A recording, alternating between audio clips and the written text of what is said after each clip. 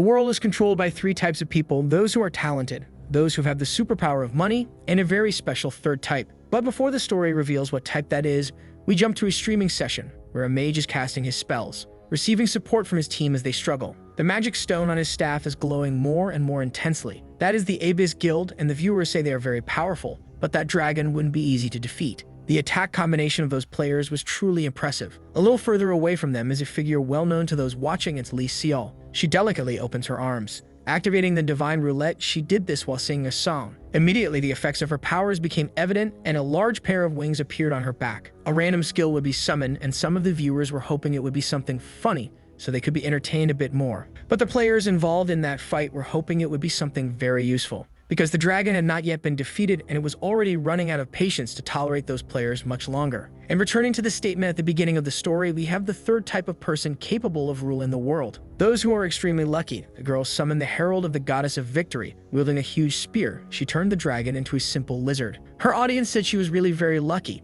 but there was still one dragon head breathing calmly, and it didn't take long for her to start being attacked by the remaining players. The viewers noticed that the guild leader, whose name is Merlin, began casting something to support his allies. A blonde-haired man was already prepared to execute a big move, and a huge magic circle appeared in front of him. Because of his appearance, he is very popular among those who watch this kind of content. From that magic circle, he managed to summon a flaming dragon, and moving his staff, he gave a single order to the creature to attack and obliterate the enemy in front of it, firing at it with a singular and powerful strike. That was enough to destroy the last remaining head of the dragon. Where there was once a breathing head, now there was only its former location. The creature had been successfully subdued. The netizens watching realized that this team was the fastest to defeat this challenge, and all the players are celebrating the victory they achieved over the labyrinth dragon. Several of the viewers want to join this guild as well, some motivated by the achievements of this team, others because Lee Seol is beautiful. Knowing that the stream was already ending, they agree it was very fun to watch. But that was just a recording being watched by someone, and the boy who finished watching this recording is using a very modern virtual immersion device.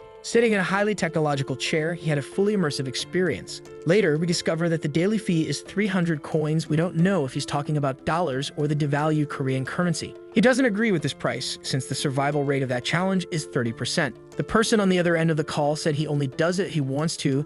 There are plenty of others interested, and the boy said he just wanted to be better paid. But the person is not able to pay more, since the guild is not willing to increase the budget for this type of hiring. Ending the call, the boy is completely upset. A friend of Hyun cautiously opened the door, asking if things were going well, and the boy realized he had spoken too loudly. Outside, he said he was going to have to work the entire month as cannon fodder, and his friend would really like to participate in a raid like that. Despite the large number of players, only a small percentage of them managed to make this a profession. He said that to encourage his friend because he has the talent to make money from it. But that's not how our protagonist is feeling. In fact, he is skilled at the game, since he doesn't use a virtual aid that helps players aim. Because he played a lot of baseball in his childhood, he has a slight advantage compared to other players. Unfortunately, he was forced to abandon his sports career due to a shoulder injury, and he was already starting to gain maturity. Reflecting on this, he concluded that his friend doesn't know how talent can make someone feel pathetic. Leaving a card on the table, he thanked his friend, hoping he could level up a bit. But he doesn't know if he will be capable, since the competition is very fierce.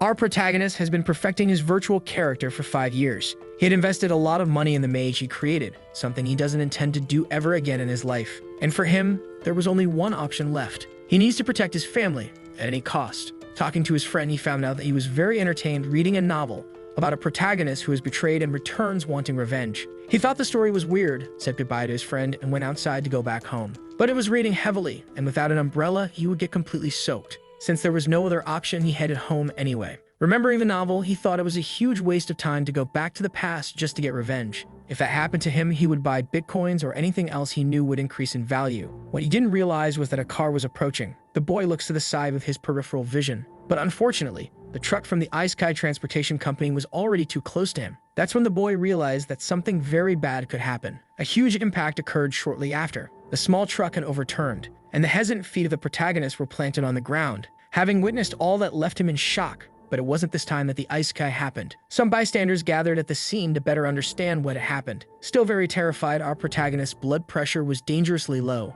Some people were thinking about the driver's safety and asked someone to call emergency services. While the boy reflected on his bad luck, a live wire came loose from a utility pole. As soon as he stood up, part of the pole fell exactly where he was, and the electrified cable started bouncing through the air. Considering that everything was wet because of the rain, and that water is an excellent conductor, The truck's mission was accomplished. Lying on the ground, the protagonist was thinking that his life was really very miserable. And even so, he managed to reach an interesting conclusion that day. That was his lucky day because despite being electrocuted, the boy was still alive. In the year 2034, a virtual reality game emerged and became a huge sensation. Its name was War of the Gods. In just a few years, it had a huge impact on sports, entertainment, and culture, reaching an incredible number of almost 2 billion users. The game became so big that some players managed to monetize their gaming experience. Someone is calling for Hayam, asking him to wake up quickly. The boy opens his eyes not knowing where he is, and the man who woke him up is relieved that he is conscious. Our protagonist wakes up very frightened, and the doctor immediately switches to loan shark mode.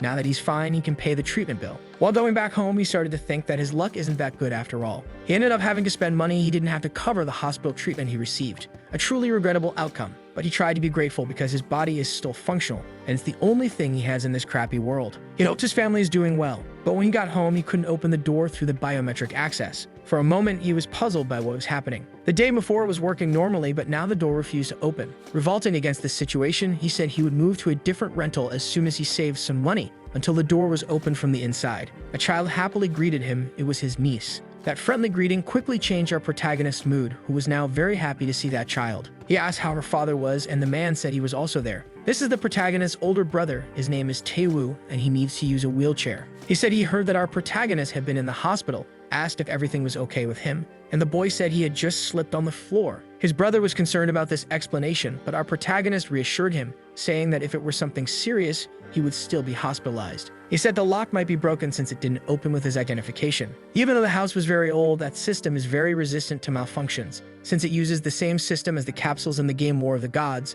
this sentence made our protagonist very worried. Various thoughts came to his mind considering what could have happened to him. Imagining that he wouldn't be able to log into the game, he said he needed to find an access capsule immediately. Arriving at the place, he said that he had entered all his information correctly, but his biometric data was wrong. All of his dialogue happens over the phone, and the support person said that he might be getting hacked. The suggestion for the boy's problem was complex. He would need to hire a lawyer to solve it, since biometric data is personal and non-transferable. Being the safest way to prove a person's identity, not even our protagonist believes the problem that is happening. He doesn't understand why his biometrics aren't working, and he started to remember what happened during the rain. His body was struck by a massive electric shock because of that accident. For a moment, he started thinking that this could be related to what was happening, and now he can't enter the game in any way. Thinking about everything he had done, he remembered that he had invested a lot of money in that character. Now everything had ended permanently. But his problems are still real. He still has a family to support. That's why he can't give up now, even though his difficulty is enormous. Abandoning that game is not a viable option. Since he's not going to give up on his dream of being a ranked player, he thought about starting to work in the game's mines, and he could earn money to pay all his monthly expenses.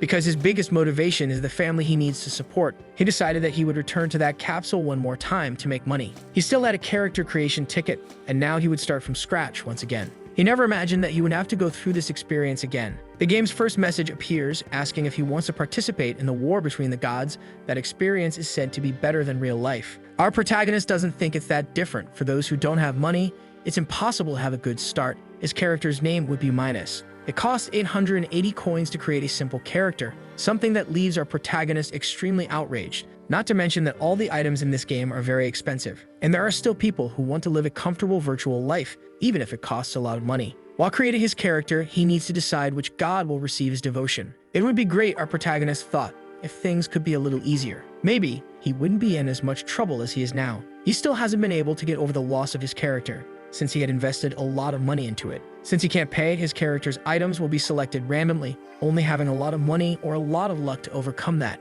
The cards that appeared in front of him were all useless, but he doesn't care anymore about his character's class since he's going to be a minor anyway. Before selecting a random card, his eyes stumbled upon something unusual. A golden card, different from all the others, was there with the Archmage class. This left our protagonist quite intrigued. As he moved his hand closer to the card, he started thinking he must be hallucinating. A message appeared in front of him saying that the War Dragon had accepted him as his 82nd follower, and now he had acquired the Archmage class. After that, his body was materialized in another place with several other players. Midas is currently at level 1 and his class ranking is legendary. A ranked player who has the same class as him had to spend thousands of dollars to achieve that result. And our protagonist had the grace to achieve it through luck. Looking around, he saw that other players were disappointed with the classes they got. They also wanted to be archmages. One of them said that legendary classes are only achieved by those who have a lot of money. Our protagonist is a veteran player. He knows that those words carry truth. But now he would no longer be a miner. He needs to level up quickly and start doing quests. That was so unlikely to happen that our protagonist is thinking it might be a system error.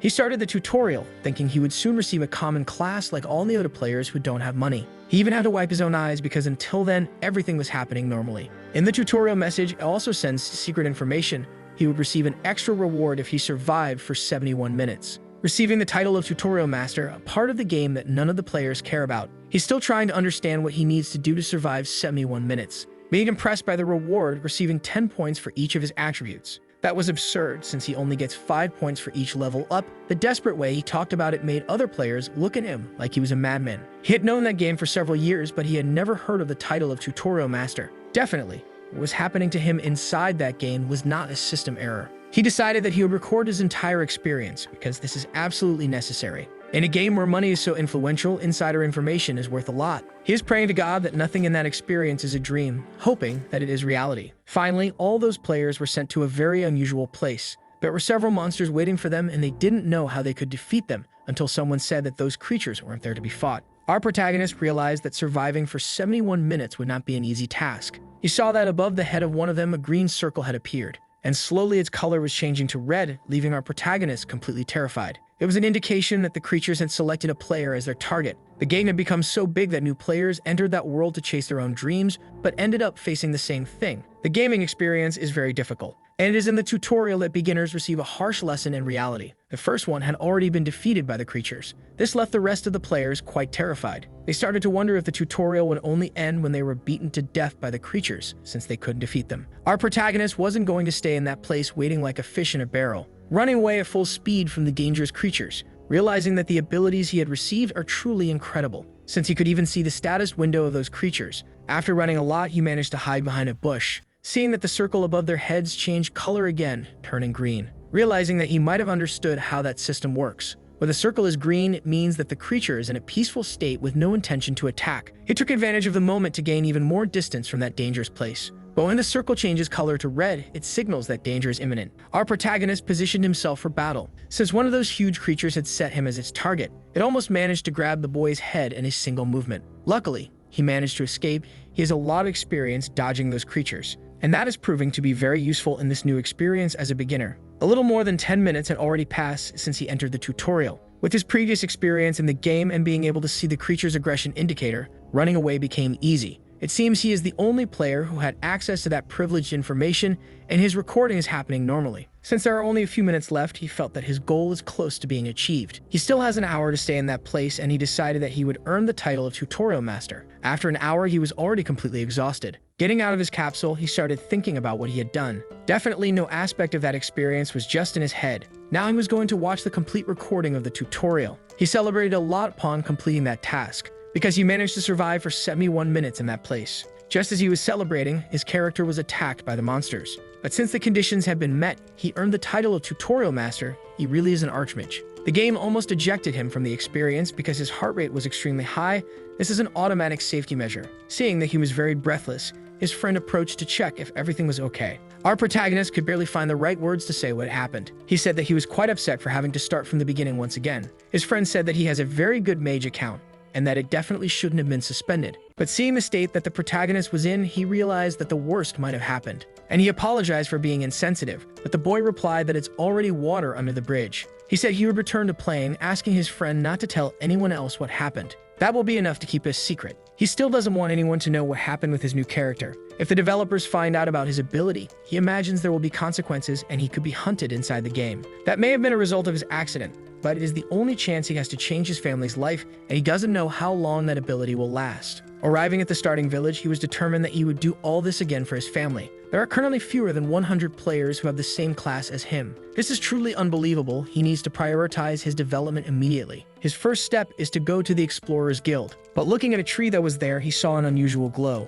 Above it, there was a question mark, and our protagonist decided to get closer. Immediately surprised by what he was seeing, it was just a dog sleeping under that shade. Legendary quests are the highest paying quests that exist in that game, and that glow was definitely from a legendary quest, something he had only heard about. Our protagonist remembered that he needed to control his anxiety since his heart rate couldn't rise too much. He needed to focus on the opportunity that had appeared. Just by finding that quest, he wouldn't need to worry about any of his monthly expenses. That made him start to like that cursed game based on money and luck. Carefully approaching the dog, he still needed to confirm. The system said it was lost, it needed a rare medicine, and he would gain the favor of an NPC. He had never seen this quest in his entire life. All the other players could find out about the dog was that it was lost and sick. If he hadn't been able to read hidden information, he would have ignored it like everyone else. He realized it was really lucky to have found it and wouldn't let this opportunity pass. But he needed to stop by the Explorers Guild, which manages the quests in that area. He doesn't want to get involved with those kinds of people, but at the moment, he has no other choice. Even though there are many quests in the game, they become rarer as the level increases. The NPCs have a limit on the number of quests they can GIV in a day, and players started selling these quests inside the game. That's how the Explorers Guild was born. Since there was a niche to be explored due to that situation, they established their headquarters in the starting village. Once a player leaves that place, they can't return, so there are no veterans there to exploit newcomers. At first, this guild showed a lot of solidarity with new players, gaining space over time. They helped beginners to improve their public image, and it ended up working. The developers decided not to intervene in in-game affairs until the Explorers Guild became an official institution. And they are the real reason why our protagonist didn't want to create an alternate account. Once inside that building, he started receiving the standard explanation. There were 3 services: the basic, where he would receive a quest; the intermediate, where he would also get an item; and the luxury, where he would be helped by another player. The service could be paid with in-game currency or even with items. That player couldn't wait to get the money from our protagonist, who decided to buy the basic option. Those who don't pay that guild end up having to work forcibly in the mines. Their influence was so big that it extended into the real world. Those who couldn't pay their debts had to give up their characters. They are true parasites. Our protagonist received a list of the quests with the locations he should head to. A man said that he had received the quest to complete Hayden's task. Our protagonist wants to confirm the information before starting, clicking his finger on that information. Immediately, the screen containing it rose into the sky. He never imagined there was that much information, but his task was already defined. He had found the legendary quest that appeared together with the lost dog. His goal is to keep everything a secret to avoid raising suspicion, deciding that he would start with the easier tasks. After defeating some creatures in the forest, he managed to level up. For him, it was very easy since his stats are high. The system said that the god he serves is watching his actions, giving him an opportunity. He could select a skill. This happens at certain levels, but he never got anything good. But he believes he's still on his lucky streak, hoping to get something very rare. Except those cards didn't offer anything special. Everything he received was completely ordinary, but he's relieved that the attack spell he used before had appeared. Now he can use fireballs for combat, properly prepared to advance, and he started wondering whether he should do the secret quest. As soon as he approached that building, he spoke to the man who had helped him earlier. He asked if our protagonist had already finished, and the boy said yes. He said he seems pretty skilled, and our protagonist replied that he almost died trying to defeat a creature. The man started thinking that he was a mediocre player. He must be a complete beginner. He thought the boy probably bought the quest item somewhere. It's only a matter of time before he gets exploited by the people in that game. But he was surprised by the conversation he was having with another character, who had a lot of goblin leather. The character started complimenting the boy's skill, and asked him to fetch an even rarer item that those creatures possess. A new quest appeared, and our protagonist said he bought 30 pieces of leather. He tried to use less than what the quest had asked for. But that character took everything he had. This made him really upset because he wanted to be compensated for the items he had lost. That other player was observing everything very closely, starting to think about several things regarding our protagonist. It didn't take long for him to notice he was being watched. Apologizing for what happened, he said he couldn't compensate for the lost items. It's part of the contract. If the user doesn't have knowledge of all the information, he is responsible for the results.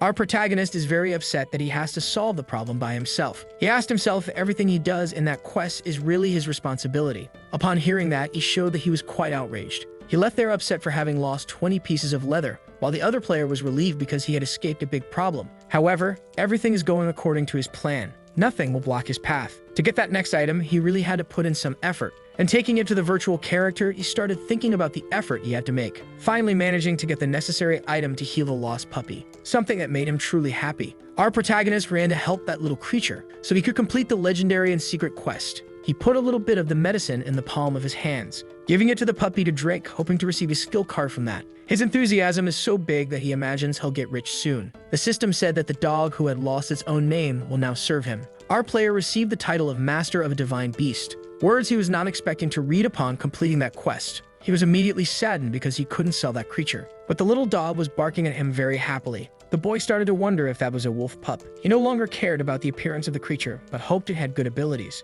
The system said that he needs to name it. He looked at the small creature very focused, and decided that its name would be Lucky. After being named, the system said that the creature received a new life with its new name. The glow from that blinded our protagonist's vision. He was getting more and more impressed with the things that were happening. The more the creature glowed, the faster his heart was beating, and the system noticed this. He would be forcibly disconnected. While walking outside, someone said that it had been a long time since they'd seen our protagonist. Another person said that he should greet people when he meets them, but our protagonist is way too exhausted. His friend said to leave him alone because he's been depressed since he lost his account. The other guy became very worried about that since he knows about the huge investment he had made in that game. The truth is that our protagonist is laughing like a happy fool because that wolf is a Fenrir. And now he is absolutely sure of it. It is the strongest divine creature in that game. There's nothing that can surpass it in close combat. As if his legendary class wasn't enough, he also managed to get powerful divine beast, opportunities that won't happen again. While thinking about the possibilities, his phone started ringing. It was his niece who had called, and he said he was going to buy fried chicken for her. But he received a terrifying piece of news.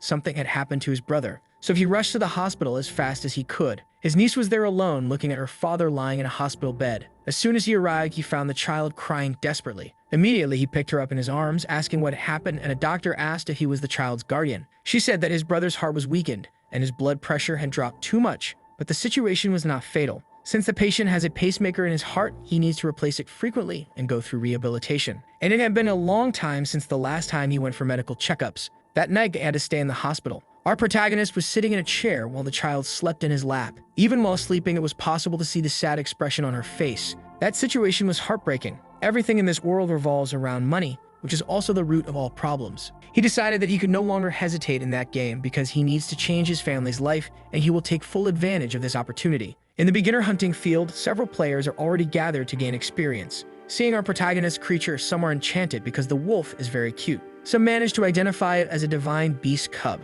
And indeed, it looks like a very cute cub. After that legendary task, our protagonist managed to obtain two things. In the company of his beast, he doesn't need to form a party, having the freedom to play solo. He just needs to strengthen his character a bit more to be able to leave the starting village. The difficulty will increase greatly, as well as the rewards. He also received the skill card that the War Dragon sent. Opening the system, he said he would accept the reward. Immediately, several cards started to materialize in front of him. They were organizing themselves before him, until they formed a large panel. Our protagonist even thought that it would be completely useless. But among those cards, there was one with a unique skill. He had received telekinesis, something extremely rare in that game. Able to move objects through the air, or in the case of battle, sabotage the enemy's movement. It is restricted to users of telekinetic magic, but his class can learn any type of magic. Things have been going very favorably for him since the beginning, imagining that Lucky's presence has made his life easier. Heading deeper into the forest, he decided he would continue hunting. Several monsters are already waiting for our protagonist. Some goblins had just hunted a small rabbit.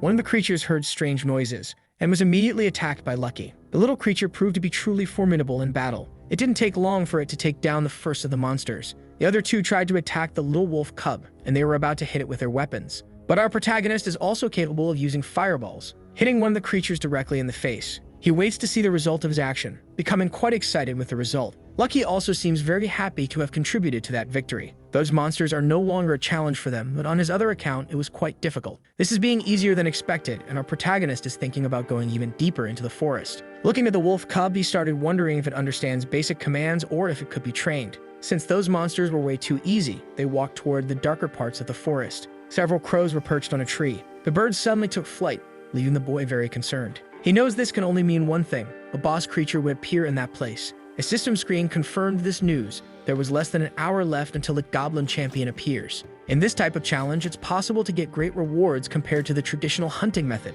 The big problem is the difficulty. Only the best players can participate effectively. It's like a star in the sky. Everyone can see it, but only a few privileged ones can reach it. The rewards start with the items that are received, plus the broadcast of the game to others. It's truly astronomical. Our protagonist has a long road ahead. He wants to reach the level of a ranked player. He thought about sharing that information with the community and buying something delicious for his niece, but he became hesitant about passing that information along. Maybe he should take advantage of the opportunity alone. There is no one nearby and he has already wiped out all the creatures in the area. Thinking about all these things, he still doesn't know what the best strategy is. And he needed to think very carefully because this decision is important. Realizing that being greedy in that situation could be beneficial. Sticking to safe paths might not bring the money he needs in the time he has. And he has a huge need to change his reality. He is already tired of depending on others. Much more determined, he decided he would do it himself. He had watched videos of that monster being defeated several times and was already familiar with its attack pattern. He had never tried anything like this alone, but now he has the dog as his companion. While waiting for the time to run out, he is confident that in Lucky's company, he will achieve victory. Together, they will defeat this creature. The two stayed there in the forest, and he had to dig a big hole. Finally, he had completed that small excavation, and the countdown had come to an end. The dangerous creature would soon appear. Our protagonist ordered Lucky to move to the rear. Heavy footsteps start to be heard in that place. The creature's eyes have a threatening glow, but our protagonist remains unwavering and determined. He carefully observes the monster that had appeared. It doesn't take long for the creature to target him, furiously charging at him. Since he already knew its attack patterns, dodging it proved to be way too easy, and the creature's foot hit exactly where he was digging, causing it to immediately fall, falling towards the bottom of that hole. With the creature inside, he threw a flask in its direction. It hit the top of the monster's head. As the liquid dripped down its mask, the creature tried to understand what was happening. And outside, our protagonist was preparing a fireball to hit, striking the creature right in the face.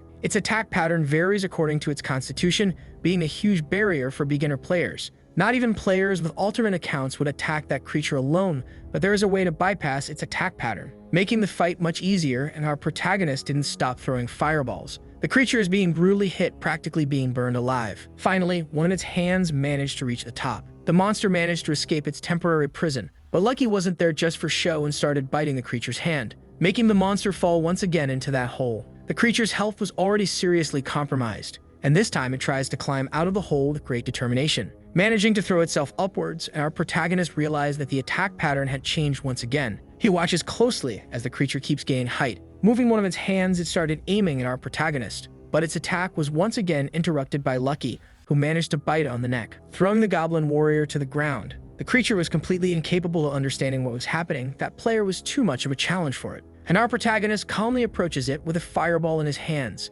In the distance, it's possible to see the campfire he had caused with that attack. He'd received the title of Goblin Warrior Hunter from the system, getting very excited with this achievement. Hugging the puppy with great joy, they celebrated that big victory. But he recognized that this creature isn't as difficult as the ones outside. After winning, he realized it would have been great if that had been streamed. He could have made money and maybe even gotten a sponsorship. While thinking about what he could have done, he saw several system windows popping up around him. Now he has a lot to do, and the War Dragon gave him another opportunity to get cards. While he was looking at this, Lucky noticed something happening. The little creature started barking, and our protagonist saw a red glow in that place. Immediately becoming impressed by what he saw, the mask that the creature was wearing appeared in front of him. It's an item that can be sold for 1 million coins. Meanwhile, outside, he started thinking that the items obtained from defeating strong creatures are really expensive. He would really like to use it, but he needs to pay for his brother's hospital bills. If he weren't so desperate for money, things could have been a little different. Until he received a phone call. It was from the insurance company. They wanted to talk about compensation for the shock he had received.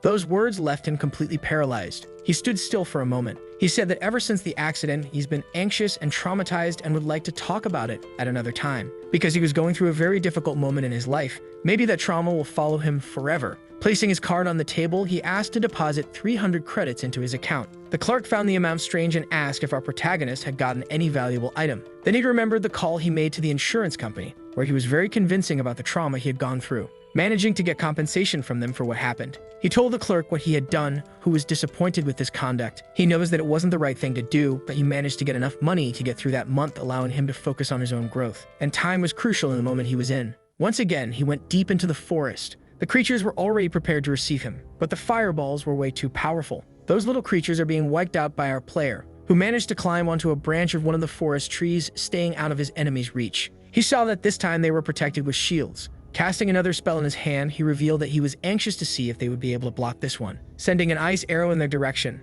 it pierced the shield as if it were made of paper. It was so powerful that it resembled the shot of a firearm. While he was focused on hitting the creatures that were fleeing, he didn't notice that one of them was climbing the tree. The monster intended to attack him stealthily, launching its attack toward our protagonist's back, but it was intercepted midway by Lucky's fierce jaws. who managed to knock the creature off the tree, making our player feel very safe with his puppy protecting his back. After finishing off the monsters in that area, they headed to the next hunting ground, managing to obtain the goblin equipment set, which is rare and grants additional strength and magical power. Thanks to his constant hunts, he managed to collect several items. But none of them are unique items like the mask he had obtained. They also don't have any additional effects. Sometimes he just wished that a unique item would fall from the sky. While petting his dog, he started hearing some footsteps in the forest, which were soon followed by a desperate scream. A boy was approaching him, desperately asking someone to help him. Because he was about to be annihilated, a humanoid figure was about to strike him from behind. His weapon struck that player fatally, reducing his health points to 0. It was a group of players hunting another player. They were disappointed that he was defeated with a single blow. Mages are too weak. There was also a hostage accompanying that group, who was very upset about what had happened, saying he would report that behavior to his guild and that they wouldn't go unpunished. The biggest jerk in that group didn't believe those words. They didn't care about what they were doing, and because of the level restriction, he couldn't ask for help. They started beating him for no apparent reason. They kept harassing that player, telling him to quit the game because when he returned, he'd find himself in the same situation. This type of player stays in the starting village even after passing level 12 and only attacks inexperienced players. The worst kind of trash who enjoy taking advantage of the weak. This kind of person really irritates our protagonist. But fighting that group at his current level is a stupid decision. He called Lucky so they could get out of there. But the little dog is burning with rage, eager to take down those jerks with violence. And the boy realized what the dog wanted to do. This duo had already proven they were capable of defeating boss creatures, so he started wondering if it would be difficult to defeat those people, since they don't seem to be any stronger than that monster. The small group of jerks left the forest, meeting up with other players. They looked at those people as potential victims, and they were very eager to continue committing atrocities. The bald guy decided he would attack whoever was closest, aiming his attack at a woman who had her back turned. But someone reacted quickly, casting a fireball, which was about to hit the bald face of that despicable player. The fire spread upon impact, leaving the girl frightened as she still didn't know what was happening. Faced with that unusual scene, the bald guy's friends became worried. They started intimidating the other players, asking who had done that. Our protagonist had hoped he would be a bit more resistant, saying that today's live stream would be the hunt for jerk players. He said he was honored to meet them, introducing himself as a streamer archmage. One of them tried to hide his face, and the smartest one said he needed to hide his username. Our protagonist was bluffing, but he knew this kind of person is terrified of being exposed. Since that fool had blocked his own vision, he was hit by an attack without noticing, being thrown several meters away from his original position. The remaining player realized that our protagonist was using more than one consumable, and there's only one class capable of doing that. And he started thinking that in front of him was the alternate character of a very rich person.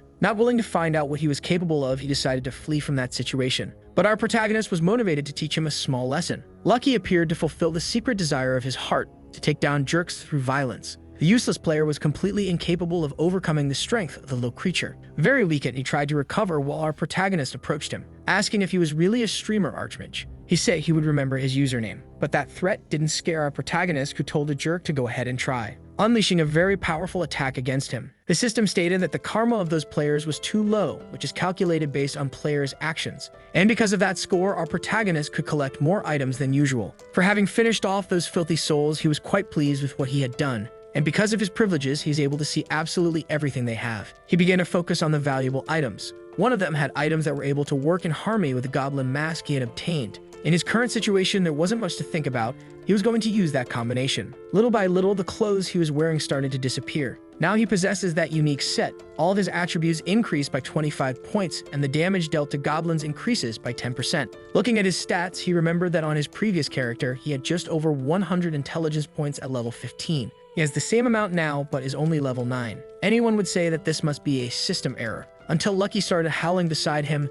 It was so loud that it startled our protagonist. He knows his companion is happy, but doesn't understand why the little creature started howling. Only then did he notice what the system was saying about him. The divine beast had gained a new power, and our protagonist needed to choose it. This opportunity left him impressed. Several cards appeared once again, and among them was a golden card. He was sure it must be something very interesting. Choosing that card, he discovered it was a legendary attribute. The puppy's wolf ears began to twitch, while his entire body emitted a very delicate golden glow. Treasure Hunter. Lucky now has the ability to identify hidden treasures, a blessing that our poor protagonist could never have imagined receiving. He started to think that this ability was directed at in-game items, but as he thought about it, other things came to mind. There's a man who is considered the luckiest in that game, the master of the Immortals Guild, who owns Ephemera as a companion. He gained notoriety by finding hidden treasures. His luck was so great that people started seeing him as a scammer. Only now did our protagonist realize that there was truth behind that luck. After receiving this blessing, they started walking through the forest. He decided he would put Lucky's new ability to immediate use.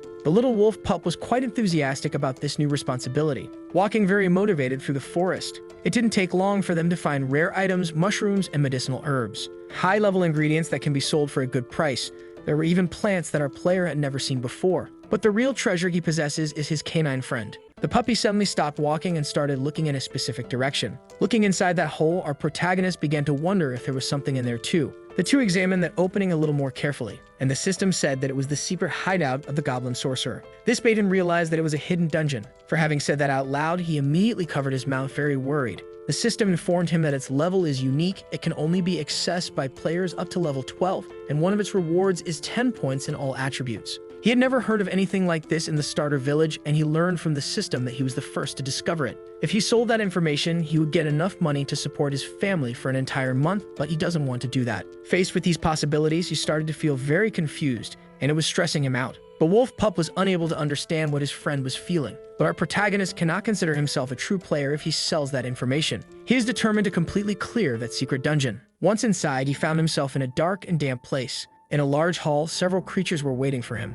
There was also a staff decorated with skulls of monsters from that forest. It belonged to the goblin sorcerer, a creature already at level 16. A purple mist hovered over the creatures. Hidden beneath it, a pair of determined eyes was approaching the first monster. A precise leap was executed. Lucky was attacking the first of his enemies, leaving all the others on high alert because they had been invaded. The wolf pup howled on top of the creature he had defeated, drawing the attention of his enemies. It didn't take long before fireballs started flying through the air, striking the faces of those poor creatures, which ended up making the goblin sorcerer extremely furious. Our protagonist entered the hall, and his presence left the creatures terrified. He was recording the entire experience, telling his audience that he was about to clear the hidden dungeon of the starter village. Starting his attack, he ordered his canine friend to charge at the monsters, and it didn't take long for Lucky to bite yet another one of them. Our boy knows that the sorcerer's defense is low, but he uses powerful attacks to buy time. If he acts at the right moment, that creature won't be a challenge for him. So the boy started running toward the monster. Taking advantage of the time needed to cast its spell, he struck the sorcerer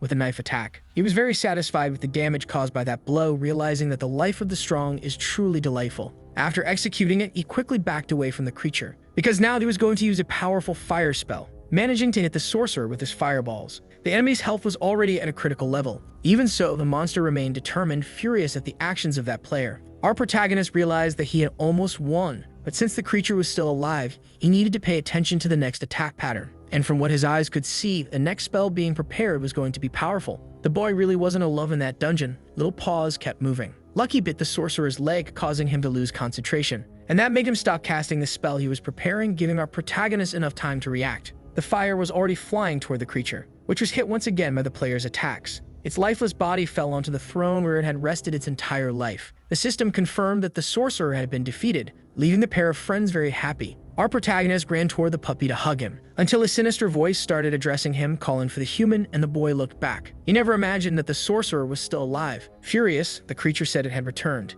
And only now will the war of the gods begin. The sentence it spoke left the boy deeply intrigued. After that, the creature's body began to disappear as if Thanos had snapped his fingers. The way it disappeared was very strange. Our protagonist thought it must be a game bug, but he didn't care about that since he was anxious to find out what he would receive. He had also recorded the entire experience and would make sure to sell it for a good price. While examining the items, Lucky got off his lap. The boy obtained the Goblin Sorcerer's Staff, a unique ranked item that is worth good money. You only need to be level 10 to use it, and its attack power is 31 points, making it a very interesting option for him right now. But there was one piece of information there that left him devastated. He couldn't sell it. That simple sentence had stolen all the joy from our protagonist's heart. He was so outraged that he thought about breaking it, recognizing that this game is a disgrace to humanity. A system window informed him about the creation of the main scenario, something the boy was ignoring, until he finally paid more attention to what he had read. The system had mentioned the main scenario, which made him so worried that he almost lost his underwear. Kim Min-soo is the brilliant mind who created the most perfect virtual reality world, the game War of the Gods. His motivation was only to create a story. He never even thought about making a profit. Eventually, he passed away and people searched inside his game for the true purpose, the main scenario. And this was happening right before the protagonist's eyes. Very excited by the discovery, he started wondering if it was really true. Players had searched everywhere for this, and that information was hidden in the starter village. For a long time, players said it was just a bug, but the truth is that very few had searched in that place. If the starter village hadn't been turned into a miserable place by the Explorers Guild, this would certainly have been found earlier. Now our protagonist realized he needed to take advantage of this chance. He is not going to share this information with the community.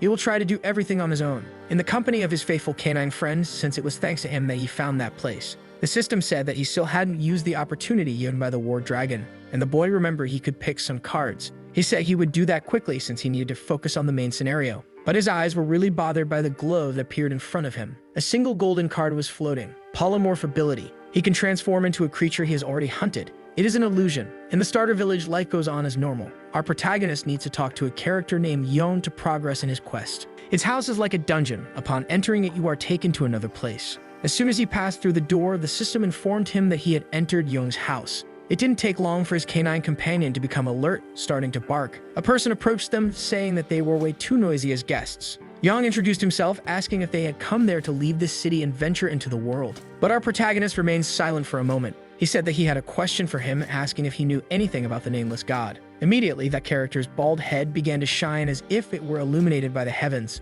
until an exclamation mark appeared above him. Our protagonist realized that he had asked the right question. The bald man began to speak on the subject, saying it was related to those who were lost in the War of the Gods and turned away from the throne. Beings who could no longer be called gods and were forgotten by the stories but left their legacy hidden in that world. Looking at our protagonist, the bald man asked if he wished to know more about the traces of the nameless god. Our protagonist could feel that he was getting closer and closer to the legends, responding that he was indeed interested in learning more about that story and where he could find the traces of the nameless god. Removing a ring from his finger, the bald man said he had searched for this for a long time but was not able to reach the end. But maybe the young man in front of him could achieve a different result, handing him the ring. He said he should meet Sakhalin in the city of Wiga. Just show her this ring and the woman will show him the way. And he wished the boy luck on his journey. The main scenario had finally begun. Those were all the pieces of information that the character could give to our protagonist. Then he asked if he was already prepared to leave the starter village. That made the boy very excited because he was finally ready to leave that place, so he said he was prepared. A magic circle appeared under his feet, making the little puppy very frightened. The bald man wished him success in his future battles, and a great bluish glow shone in the sky of that village. There is one thing that all users agree on. The game only truly begins when you leave that village. In a very large plaza, several players are appearing. Those newbies are happy because they managed to leave the starter village. Some are relieved that they don't have to pay the Explorers Guild. Around that plaza, there are several merchants, and one of them is advertising his fruits. It resembles a real city, and the players watch in awe at its structure. That is the city of Wiga. To get through the crowd, our protagonist keeps asking people to make way. Some people comment on this attitude, saying that our protagonist isn't paying attention to where he's walking. He was heading directly to the shady parts of the city. The ring he received from that bald man has legendary attributes that made him think that he would continue receiving unique items if he kept following the main scenario. Imagining the exorbitant amount of money he would make, he realized that this is truly an interesting scenario. The puppy started barking, and the boy told him to stay hidden because they needed to be cautious, since they needed to reach Sakhalin's location. The alleys he was walking through became increasingly abandoned. Finally, he came across a very discreet door. This is the house of the person he is looking for. Our protagonist had no ceremony. He simply opened the door and went inside. A person asked who he was. She was holding a knife and wanted to know how he was able to get in. Since her residence is hidden by magic, the woman in front of him was Sakhalin herself. The protagonist asked if that identity really belonged to her. Showing the ring to the girl, he said that he had received orders from the bald man to find her, and she immediately recognized that item. The system said that the quest was completed and our protagonist was eager for his next challenge. But the girl couldn't believe that the bald man had sent a brat like him. The baldness must have taken away his rationality. She said she wouldn't talk to someone who had only defeated goblins, ordering our protagonist to prove his worth. She said he should go to the forest and hunt 10,000 orcs, and the system recognized that as a new quest, which left the boy completely speechless. That number would be way too much work to achieve. He said it was simply ridiculous, and the girl mocked him back, asking if he was incapable. After that provocation, he had to swallow his anger. Once outside, he said he would do as he was ordered. While thinking that this doesn't make any sense, imagining it would take months to complete that task. And he has no time to waste, however, he came across his system screen. It was informing our player that he needed to do this to obtain a fragment of the nameless god. Several players are already in this forest. The fight against the creatures is fierce. Shields are absolutely necessary. The huge creature demonstrates its power and fury in an unstoppable manner. The archer told the damage dealer that he needs to take the opportunity while the shield warrior holds the creature. Since the distance was safe, it began attacking it while being watched. Our protagonist finally found the true objective of that task. He needs to defeat all those creatures to obtain the item they randomly carry. But our player has eyes that can see hidden information. He only needs to defeat the monster carrying that item. Fortunately, he has already found that creature. The problem is that it is already being hunted by another team of players. Even though it's a game, doing things this way doesn't please our protagonist, until he noticed something quite unusual. One of those players started disappearing. His teammates were scared. He had been forcibly disconnected because the game has a 5-hour usage limit, after which it forces the player to rest. That absence completely changes the outcome of the battle. Our protagonist realized this was a great opportunity, getting closer and closer to solving this problem easily. After that player left their team, his companions started being defeated, and that small team was no longer able to deal enough damage to that creature, which charged toward them completely furious, determined to finish off the remaining humans. The small woman began screaming in fear, but before she was hit by the creature's axes, an explosion happened right before her eyes. Our protagonist is calling his audience to watch what's happening, because he found a team of players in danger, and asked them what he should do in this situation. The woman didn't think twice and immediately started asking for his help. Our protagonist asked, and his audience had heard that plea for help, that it couldn't be ignored by him. While wielding his staff, he called Lucky to join him in that challenging endeavor. In free fall, our protagonist decided to use his bow. The creature carefully watches the approach of its new enemies. Meanwhile, the wolf pup descends the cliff with great skill, executing his signature move perfectly, the neck bite. Even though his mouth is small, he managed to cause significant damage. But the monster proved very strong, managing to drive the wolf pup away. That distraction was enough for our protagonist to hit it with Fireball once again. Now he had enough distance to use the bow, realizing that even with his attacks and the effort made by the other team, that monster still had a lot of health. This was expected, and even so, the boy is excited about his possibilities. It's that thrill that makes people spend money on the game. The monster's heavy footsteps are approaching our player. Swinging its axes aggressively, the creature intends to eviscerate that player. Even in the face of that relentless attack, the boy wasn't scared for a moment, leaving his dodge to the very last second, taking the opportunity to use his ice attacks. Ready to shoot his arrows, he thought about how he lasted 5 years in this game without any kind of luck. The arrows were already properly prepared to finish off the creature. As they flew toward the monster's chest, the boy remembered that he managed to survive only through his own effort. One arrow hit the creature in the shoulder and the other in the diaphragm. That wasn't enough to finish its life, but while it stood still, the monster realized that its suffering wasn't over. Since that young player was gathering fire in his hands, the impact of the fireballs caused a massive explosion. This type of challenge is below our protagonist's potential. After the smoke dissipated, only part of the creature's body was visible.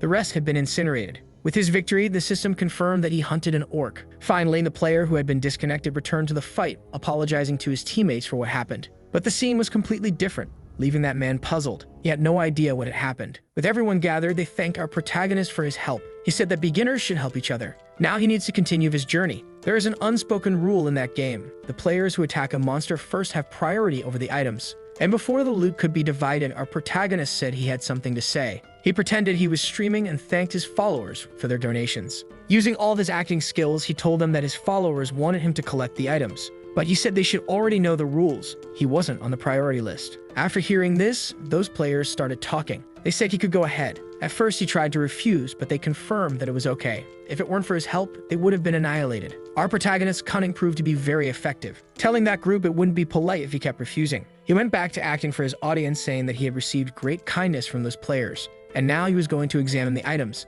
Extending his hand to the pile of ashes, he began analyzing what was there. 3 items were added to his inventory, and that very rare ore was among what he collected. This was the boy's real objective in eradicating the creature, acting for his audience, which doesn't even exist yet. He said there was no valuable item, but in his mind he was relieved to have gotten that. Until the girl he had saved decided to approach. She wanted to know the name of that streamer because she believed their meeting was fate, and she wanted to share it with her friends. The boy doesn't make that kind of content yet, but he admitted that eventually he would. He said his name is the Mage streamer. He immediately returns to that girl's house.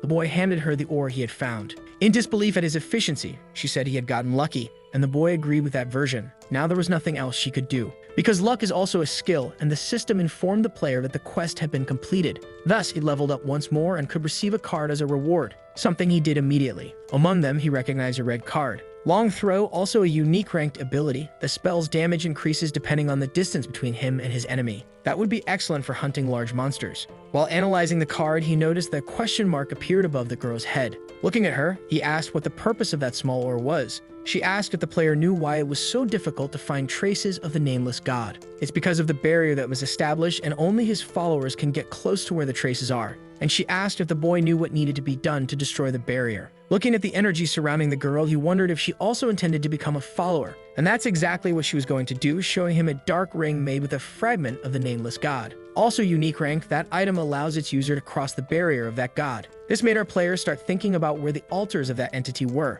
The girl told him that this journey was going to be very dangerous, but he assured her that there was no danger that could stop him since danger was his middle name. She seemed to like those words. A new quest was unlocked, heading toward the main scenario. He needs to find the hidden altar and discover its secrets. As a reward, he will receive a legendary card. The quality of this reward made our protagonist's eyes pop. Getting a legendary skill card would be capable of completely changing his life. Given the quality of the reward, he thought the difficulty of this task must be impressive. It was the first time he had seen a legendary card as a quest reward. In the company of his canine friend, finding the altar wouldn't be difficult. Even the orc quest would have taken too long under other circumstances, but he was intrigued by the part of the mission that involved discovering the secret. A sudden bark from his little friend startled the boy. The puppy was sitting with a very serious expression. For a moment, the boy was thoughtful until he realized that his friend would help him in whatever way possible. He finally entered that forest. Looking at something peculiar, he began wondering if that was the entrance to the secret altar. It was a small hole in the ground. This had to be a joke. But after everything he had seen, he no longer doubted what the game was capable of. If it weren't for his eyes and his canine companion, this would have taken a long time.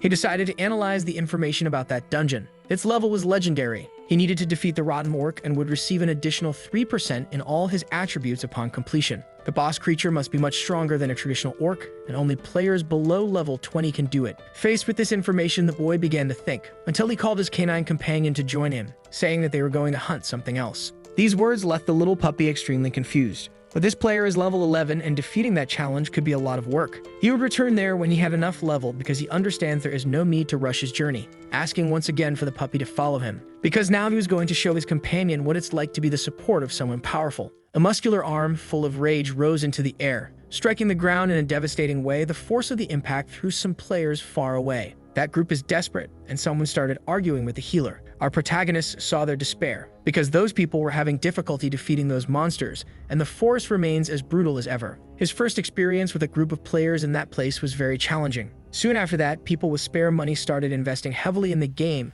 increasing the gap between those who paid and those who couldn't. He used to hate that kind of person in his early days, but he is sure that now he must be seen the same way by players who don't have much money. Looking to the side, he identified a lone target. He immediately began gathering his ice magic in one hand. His bow was already properly prepared to annihilate that monster, firing his ice arrow toward it. As soon as the creature saw what was coming toward it, it panicked. The arrow managed to hit its shoulder, but the injury wasn't fatal. But that wound was enough to make it drop the sword it was carrying. Our protagonist prepared a fireball, throwing the magic toward the creature. As soon as it touched the orc's flesh, it released a massive explosion, causing our protagonist to level up once again in his journey. In the city, some rumors started spreading that there is a mage in the forest who is massacring the orcs. As if he were a one-man army, the guy who heard this was still a bit incredulous. They also heard that his class is Archmage, and they already assume he must be a streamer. A woman said he's just a rich kid bastard. And that man who was drinking became curious to know who this young man must be and what items he could get if he killed him. The rumors are so many that our protagonist feels his ears burning. But at that moment, there's a creature nearby that is completely enraged. It charges like a locomotive toward the protagonist, and he realized he needed to stay focused. Quickly summoning a fireball in the palm of his hand, he launched it into the air, intending to hit it like a baseball, sending his magical attack toward the creature with great precision. The result made him very happy, as if it were a home run. After defeating that enemy, a bluish light began to appear before him, receiving the incredible information that he had reached level 20. He immediately started celebrating with his canine friend, even happier because he managed to do this in just 4 days. If he had progressed this fast 5 years ago, all the biggest guilds in the game would be subordinate to him. Since he had gained another level, he was eager to know what card he would get this time, and the puppy barked at him. It was as if the little creature sensed that something good was coming, and if a legendary card appeared there, it would be truly satisfying. But since he reached level 11, the cards that had appeared for him weren't very useful. As soon as he finished thinking that, both he and Lucky were shocked by what they were seeing. In the real world, outside of his capsule, someone started shouting that they had gotten something unique. The noise was so exaggerated that it started disturbing the other players. The blonde guy said he had gotten a unique ring and was so happy that he would pay for his friend's lunch.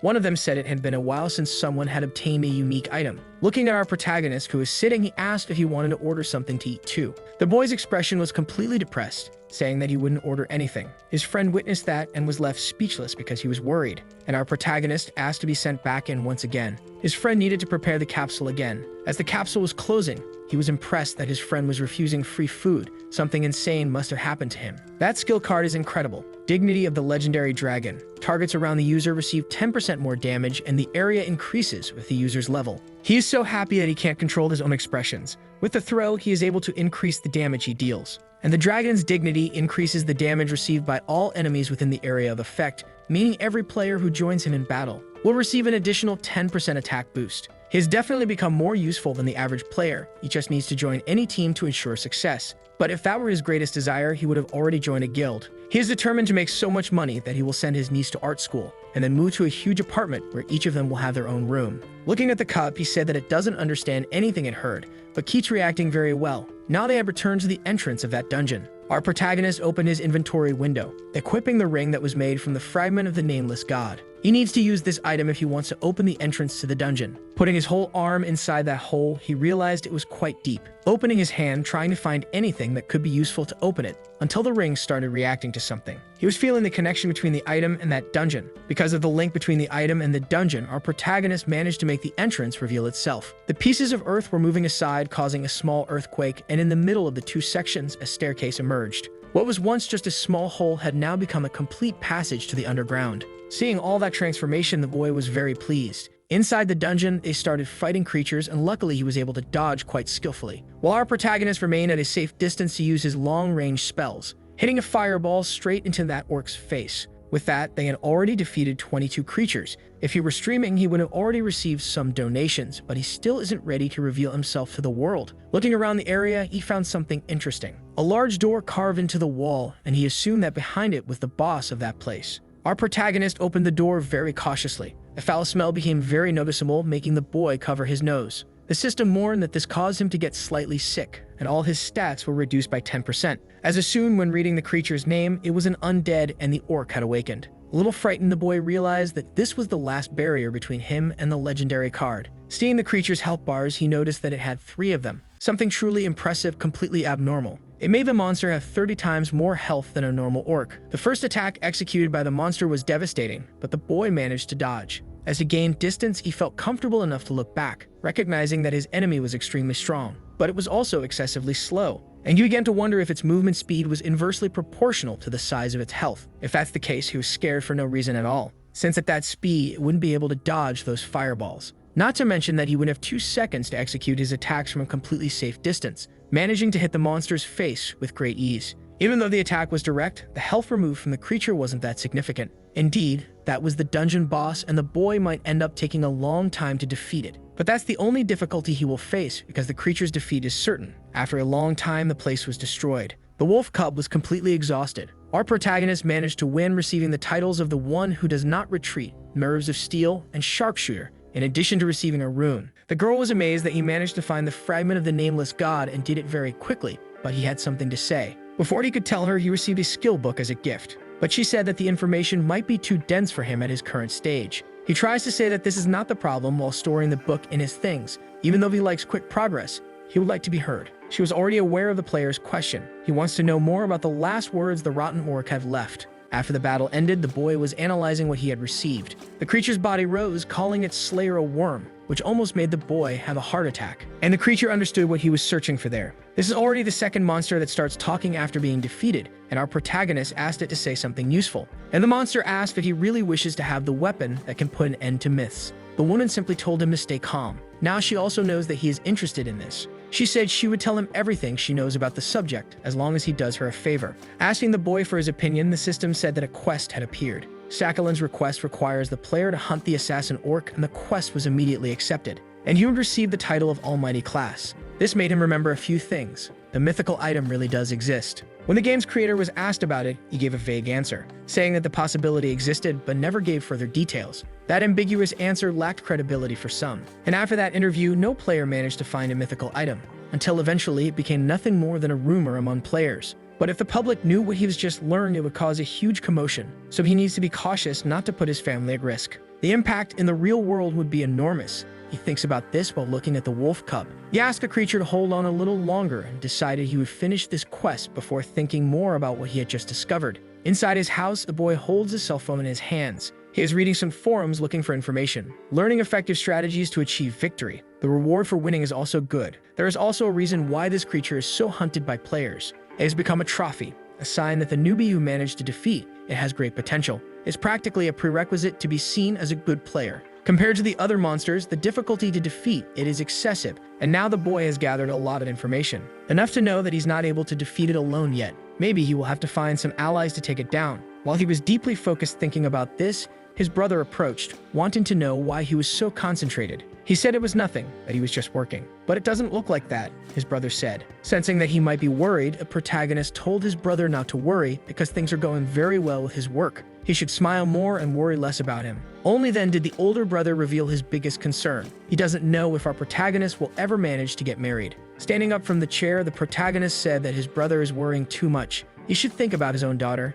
And indeed, things are going well in the game. If he sells the secret information and a few items, he'll have enough money to support himself for a few months. The problem is that the tasks are becoming increasingly overwhelming for just one person, and he needs to find a solution. After thinking about this, he told his brother that he was going out. There's no way he can hire players who are too new. That would be a waste of time. He imagines that he can win relying solely on luck. Returning to the game, a wolf cub jumps toward him full of joy. This made our protagonist very happy, realizing that Lucky had missed him. His name in the game is Midas, and he will soon become well known if he looks for a team to join. And he doesn't want the community to know his true identity. Not yet. All he has now is his loyal canine companion. Noticing that a question mark had appeared above the cub's head. Shortly after, a system window popped up as well. It was about to evolve after landing the final blow on 444 monsters, and it would learn new abilities. It's finally time for it to evolve, just like all divine beasts. What surprised the boy is that evolution isn't based on experience points. The people who taught that the requirement to evolve divine beasts was to hunt 5,000 monsters were all wrong. Realizing that it must be the approximate number of monsters needed for the final hit to happen based on probability. This is also very valuable information, something he will sell soon. Hugging the dog very affectionately, he said that it is a big and fluffy Lucky Charm. He decided he would help it evolve since the cub is already able to defeat orcs, and it's going to get much stronger. And you'll make a lot of money with its unique reward ability. The two ran toward the forest while the boy said that Lucky is going to evolve. They won't be able to reach that number overnight, but they need to try to do what is possible, finding in the forest the first target of many. He would take the opportunity to also put into practice the skills he gained from Sakhalin. While gathering a fireball in his hand, he was thinking about the skill he gained after the dragon's dignity. Until now, he had been throwing his attacks carelessly. But maybe he will start taking this seriously from now on. The dragon's eye allows him to see the target's weak spot, causing critical damage. The protagonist is eager to understand the full extent of this skill. This game doesn't assist players with aiming, so accuracy is important, but in practice, you only need to reach the minimum. Since it doesn't matter which part of the monster is hit, as long as it is hit. But this concept no longer applies to the protagonist. He activated the dragon's eyes as well as the throw. His eyes were able to calculate the exact distance to the creature. The orc was 40 meters away from the player. If he hit the weak spot from the farthest possible distance, he would be able to maximize the accumulated damage from all his passive skills. And he managed to hit that creature from the maximum range of his reach, amplifying the damage. He also managed to hit a critical spot, receiving the title of one shot on the orc, also earning a rune. The boy was very excited that he managed to defeat the creature with a single attack. He really was getting stronger and learning how to use his own blessings. He wondered what his canine friend thought about this, and he saw the little creature jump a little anxiously, realizing that he had forgotten the initial purpose of this, to help the cub evolve. In the real world, the protagonist's friend remains worried, because Hyan seems very tired, and he must be working a lot. Approaching him, he asked if everything was okay. Our protagonist said that nothing was wrong. Continuing the conversation, he asked if his character had been in the stinky forest lately. There's a rumor going around the player community that the forest is starting to stink less and less. Our protagonist didn't know this was happening. This is definitely related to the fact that he defeated the secret boss of that place. He was impressed that the main scenario could alter the game world in this way. At this rate, other players might start suspecting that someone is causing these changes. He needs to defeat the assassin orc immediately. After thinking about all these things, he asked his friend if there are still people who play the game with the sense of smell activated, especially in the stinky forest, because that's weird people behavior. Back in the game, the little wolf cub runs quickly, executing a precise attack on the creature's neck. They finally managed to complete all the kills necessary for its evolution. The little cub's body began heating up a lot because of the divine powers it possesses. That was its evolution. The fur on its tail was white. Its paws had grown considerably, and our protagonist was very pleased with the result, because the little cub had transformed into a young wolf, which had received a new power. While the two friends were interacting, the system said that the player needed to choose the new power. He was very happy because that was the luckiest dog in the entire game. Once again, among the cards that appeared, there was one with a golden color. Our protagonist said that the dog's name shouldn't be Lucky, but rather Cheat Key, because he can hardly believe he managed to receive that ability card. Now he should be able to defeat the assassin orc. At night in the forest, he came across Heinz's team. They were talking about some prospects for the year. A newbie had come there to hunt the assassin orc. As soon as he said that, the system notified everyone that the creature had appeared. There were already many players there lining up to participate in the hunt, until one of them warned the others that someone was trying to defeat the creature completely alone, which sparked everyone's curiosity. Inside the forest, violence is underway. One of the rules of fighting in a team is that damage dealers should not attack until the tank has attracted the creature's attention. Our protagonist already has a fireball in his hands and ordered Lucky to attack now. What would happen in the game if there were a skill that draws the creature's attention in the middle of battle? That is exactly what the dog did. That skill makes the creature desire to fight the dog. A deadly duel of legendary ranking, the divine beast challenges its opponent to a fight that cannot be refused by the creature, something really beneficial in the current circumstance. With the creature distracted, the protagonist has a clear path to attack. The monster directed all its rage toward the dog, screaming furiously at it. The intensity of the sound scared the birds in the forest, and the aim of the dragon's eyes was already locked onto the creature's head. A fireball exploded upon contact with it. Because of the skill combination, the damage was greatly increased in addition to hitting a weak spot, causing critical damage.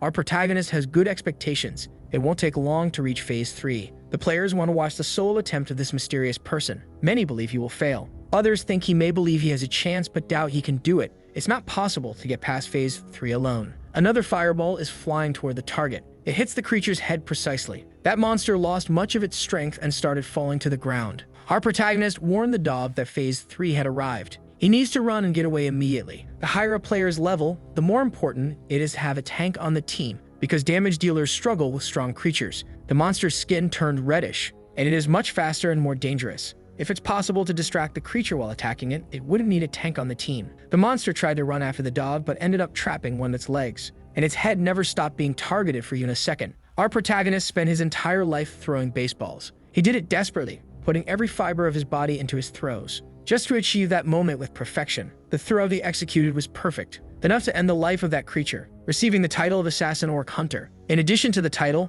the one who can solo the Assassin Orc, he also managed to level up one more time. Truly formidable rewards. Now he needed to run. Arriving in the city, he went straight to that woman's house. She was once again surprised by the speed with which the task was completed. She expected him to take longer. Not to mention that he doesn't seem to be injured. Putting his dog on the ground, he praised its performance in the mission a lot. If that was challenging for him, the woman said he doesn't need to know about the Almighty. But since he completed the quest, he should be rewarded anyway. And one of the rings on her hand started to glow, until it began flying through the air toward the protagonist, and he managed to catch it with one of his hands. That is Sakhalin's ring. It increases all stats by 20 points, increases attack by 5 points, and boosts health and mana by 25%. The item cannot be sold. The attributes are those of a very good item, leaving the boy impressed. He crouched down carefully to show the ring to his canine friend. The woman asked him to stop being melodramatic, saying they would now get to the main point. This made the boy pay more attention. After the gods began using the creations of the world to wage their conflicts, countless followers went to battle to defend the gods they worshipped, and some managed to achieve legendary reputations. But among them was someone who achieved what no one else was capable of. The one who created the myth of being undefeated, bringing great results to the god he worshipped and great fear to all his enemies. Even with the efforts of this hero, war did not find its end. That's when he finally discovered it doesn't matter how many battles you are able to win. It is completely impossible to stop the war of the gods. Thinking about these words, the protagonist understood what she meant. It is impossible to do this with just a legendary item. After coming to this conclusion, the hero searched for something that could surpass the legends, something that would put an end once and for all to that war. This is the Almighty. The system said that our boy has acquired knowledge about the Almighty class, an omnipotent weapon capable of killing even a god. She wants to know if he wants to learn more about this story. With great enthusiasm in his eyes, he couldn't hide his genuine interest in learning everything. The woman said she would give him the same task once again. He needed to defeat 1,000 zombies in the cursed forest, and the system notified that a new quest had appeared. Confident, he believed he only needed to find the creature carrying the rare item, but that's not what the system indicated. And the boy realized that this time he would have to do the full job, defeating all 1,000 monsters. That number scared him, and he said he had a question for the woman. Mockingly, she asked if he didn't want to do that task. On the outside, he said yes, but on the inside, he was completely regretting it. Back in the real world, he was upset with what was happening in the game. After a few hours, he took a break to eat while thinking that this task was going to take a long time. His friend said that he had received a call while playing. Picking up his phone, he saw it was his older brother, Calling him back, he was hoping that nothing bad had happened. The one who answered was his niece, which made him quite anxious. The girl wanted to tell him that she had received an award. His brother continued the call, confirming that the girl had received a prize for something she had drawn and wanted to tell her uncle. Our protagonist is deeply happy with this news, imagining that his niece had been awarded at school, until he learned from his brother that this was actually a municipal award, and that now she is qualified to compete at the provincial level. This left our protagonist very impressed, telling his brother that they needed to celebrate this achievement. He asked him to tell the girl that tonight's dinner would be fried chicken, but this information left the child in a big dilemma, because she didn't know which sauce to choose to go with the fried chicken. This made the protagonist realize that it wasn't common for them to choose what to eat for dinner. He said that his niece shouldn't worry about that because they were going to order all the sauces. That brief phone call was the motivation he needed to defeat all 1,000 monsters. His friend was moved by the dedication he saw because he believed that the protagonist had his account suspended and had started again from zero. Receiving a notification on his phone, he saw it was a new video about the game. The next day, our boy returned to work a bit more. He greeted his friend, who was already sitting in an armchair. As he was a bit distracted, he responded a little anxiously. Our protagonist was curious about what he was watching on his phone at that hour of the morning, and he said that a recent video was among the trending topics. This increased the protagonist's interest in the subject even more. It was about a rich player who managed to defeat a powerful boss alone. Our protagonist vented, saying that the rich ruined this game and that it kills the experience. Only then did he realize it was about the assassin orc, and people were talking about him. This left him very scared. He had to watch that video too. The girl presenting the content was talking about the news, about the player who managed to defeat the assassin orc without the help of others, revealing that the game favors those who can pay. Through the video recording, they noticed that he used the divine beast as a tank, and some players don't agree that this counts as winning solo since he used the help of the divine beast. The views on the video keep increasing. Our protagonist tried to be as discreet as possible, but that wasn't the result he achieved. If he had known the news would be this popular, he would have provided the video to the internet himself. He started thinking about whether he should leak some of his content from now on. The protagonist's friend also agrees that the problem with the game is the rich who can buy game-changing equipment. Our protagonist said that this player might be a good person and that wealth doesn't determine someone's character. But his friend reminded him that the protagonist used to say the rich should be hit by a truck or struck by lightning. Realizing his contradiction, the boy started sweating cold. With no way to continue that conversation, he said he was going to start playing and was heading to one of the capsules. The cursed forest is so dark that a single wrong move can leave the player surrounded by dangerous creatures, and our protagonist has his bow in hand. He fires his arrow in a place that many players chose to ignore. He managed to hit the monster's weak spot. He is hunting zombies. Because he has the dragon's eye, it's not that difficult, and by firing so many ice arrows, his skill is improving. So far, he has managed to defeat 74 creatures. He's a bit behind the goal he wanted to reach, but he keeps being delayed by the dog. The dog frequently gets distracted by the smells it senses in the place. The animal started staring at one of the trees there, but our protagonist wished it would ignore those things for a moment, going toward the herbs it had found, which are worth 20 coins. Once he found the item, he wouldn't miss the opportunity to collect it because he loves making money. The dog found something else in the forest, and judging by his canine friend's reaction, it doesn't seem like he just found an item. In the middle of a clearing, a person is lying on the ground. Lucky approached him. The man was very weakened. This is a character our protagonist had never encountered in the game before, and he asked if he was okay. A little disoriented, the bald man asked who our protagonist was. He had to think about what answer he would give him, until he said his name was Midas, and that he was an explorer from the city of Wiga. If that man was looking for a stolen or lost property, or if he needed a bodyguard to reach the next city, our protagonist would gladly take on that role, making himself available to help him with whatever he could, saying that he expects nothing in return, while thinking intensely about the money he could make. All those words left the bald man quite confused. He thanked the offer, said his name was Yoshi, and said he didn't want to be rude, but there was no one there to ask for help. An exclamation mark appeared above that character's well-lit forehead. He revealed that he needed 100 fragments from those cursed zombies. A quest appeared with a unique ranking, whose reward was a card book. The bald man wants to know if our player will help him, and while picking up the plant the dog found, our protagonist said yes. When the third best player in the game was asked what was the best way to gain experience, he said it was very simple. Just have unique and legendary quality items and skills of the same category, then defeat monsters at least 10 levels higher than the player. And do all this completely alone, which is almost exactly what our protagonist is putting into practice. He managed to level up one more time. After a while, he managed to defeat 200 creatures. He didn't imagine leveling up would be this easy. Between one kill and another, he always thanks his canine friend for all the help. He said he was going to rest a little now, which made the dog sad. He immediately picked him up in his arms to pet him, but the dog got distracted by something it sensed in that forest. The protagonist jokingly commented that he almost disobeyed his master Lucky. He ended up meeting a character named Jack, who asked to be found in the city to reward him, giving the boy a rare level quest. He knows that the Cursed Forest is not a very popular place among players, but he found it strange that he hadn't encountered any other players since it wasn't as harsh as the starting village. The Explorers Guild should have influence in that place too. Yet on the way there, he didn't meet anyone from that guild, which left him quite discouraged. The dog was already near him, barking happily. It was time to get back to work. In the city of Wiga, the character was impressed with the protagonist's achievement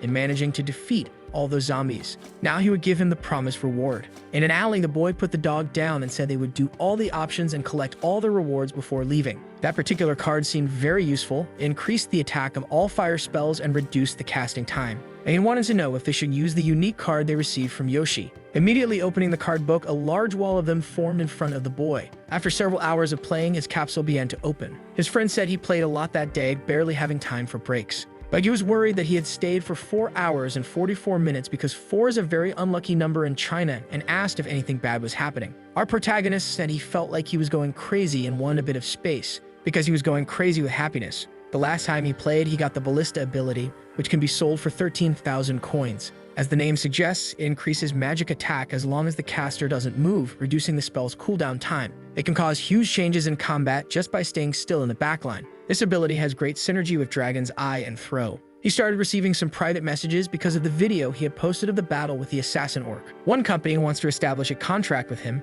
and another wants the exclusive rights to the video, and these aren't even the only proposals. The companies are desperate to get something. Seeing an offer of just 100 coins for the video, our protagonist felt offended. Because you believe it was worth much more, only then did he realize it was actually 10,000 coins. The first thought that came to his mind was that this was nothing but a prank, but he started to analyze the content of that message better. It was from the Rising Star channel, which believes in quality instead of valuing quantity. They have excellent videos and very good publicity, managing to gain many subscribers in a short time. Their most important area currently is focused on rising newcomers. If he accepts this contract, he won't need to sell the Ballista. He decided that he would reply to them. Inside a company building, they were discussing whether it was worth buying that video. The company's president asked where the secretary had graduated from and learned it was from a famous university. He believes that the skills of the mysterious archmage who is streaming are not exceptional. Thinking that he achieved it through money, he must have spent a large sum to reach that level. This is the president of the Rising Star Company, Park Yeon-jun. What makes him curious is the desire to understand the reason that motivated someone to spend so much money. His employee wants to better understand that statement. If he had paid for a service to gain levels, he would have leveled up very quickly.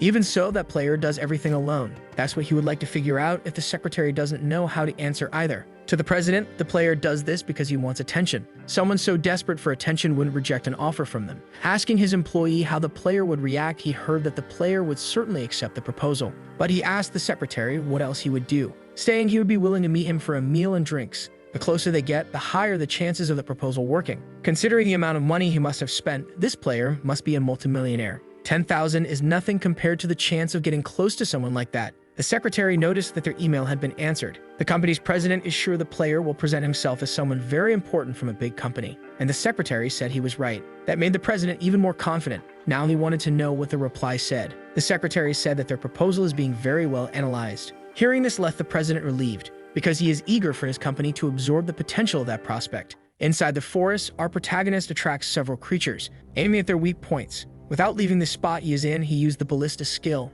increasing the damage of his attacks. The first impact happened, and the applied damage was maximized to the limit, a result that left our protagonist very enthusiastic. He managed to eliminate all the creatures that were there, completing the mission in progress, returning once again to that woman's house. She wants to know what went through the boy's mind while he was defeating 1,000 monsters. He first told her that the stench from the stinky forest came from the creature he defeated, and that made him think about something. Maybe the cursed forest had always been under the influence of the nameless god. For reaching that conclusion, the woman praised his line of thinking. That pattern is a bit obvious, and the boy is expecting to receive a quest to defeat the monster that must be maintaining the curse on the forest. And she said that he must figure out why that place is cursed, making the boy immediately ask for the next reward. As soon as the system recognized the new quest, she asked him to go quickly. But our protagonist had some questions to ask. He told her that he worked really hard to defeat all the creatures. Even with that venting, she doesn't seem to care about the boy's exhaustion. Her reaction was so unusual that he even thought it might be a system error. Placing his hand on the doorknob, he said it was time to leave. Before he could leave, she said it was very clear that he was going to have difficulty, and she would give him a little help, which was inside that book. The boy managed to grab it with his hands, deeply thanking her for the gift he had received. His happiness was so great that it prevented the dog from howling at him. Eager to see the skill card, our boy was anxious for it to be good. Several cards appeared in front of him. He had received the double summon, allowing him to cast 2 enchantments at the same time. Several hours passed once again and the boy's capsule opened. His friend quickly approached, saying he needed to hear the news. People are going crazy on the forum. The boy asked him what they were talking about. It's about a double summon card. It's been months since the last one was announced for sale, and one of those cards just appeared. Our protagonist imagines that someone besides him must have gotten it. Asking how much it's being listed for, he almost had a heart attack upon finding out it cost 60,000. After the game launched, it took a while for prices to stabilize because there were so many different items. Skill cards were difficult to evaluate, because it was complicated to understand their value until someone tested them in practice. But there were a few exceptions to this, and double summoning is one of them. Our protagonist wished that what he received from the game could be sold. If that were possible, he would suffer a lot while deciding what to do. It didn't take long for him to see another email arrive. Inside the company, an employee asked if they should send it here. The new contract model for the videos of the mysterious Archmage. They offered almost 13,000 coins for the video where he defeats the sorcerer. Completely relaxed, the president has his doubts if this was really impossible. Faced with his disbelief, the secretary also agrees with this since it could indeed be impossible. But he believes he has figured out the protagonist's personality, predicting exactly how he will act. Certainly, he would not refuse that offer. Soon, he will spend almost 60,000 on items and skills, until it becomes a matter of time before they develop a relationship where both will want to spend on each other. The secretary asked why they offered almost $12,950 instead of $15,000. He doesn't want the boy to get the impression that he's worth more, so he sets such a specific number, assuming that our protagonist will think they are doing their best to pay what they can. All of these are techniques he learned in college. Back in the game world, our protagonist is wearing the orc outfit, activating passive effects. That was the set of equipment he always wanted to have, but it was too expensive. If anything happens, he can sell it in the future,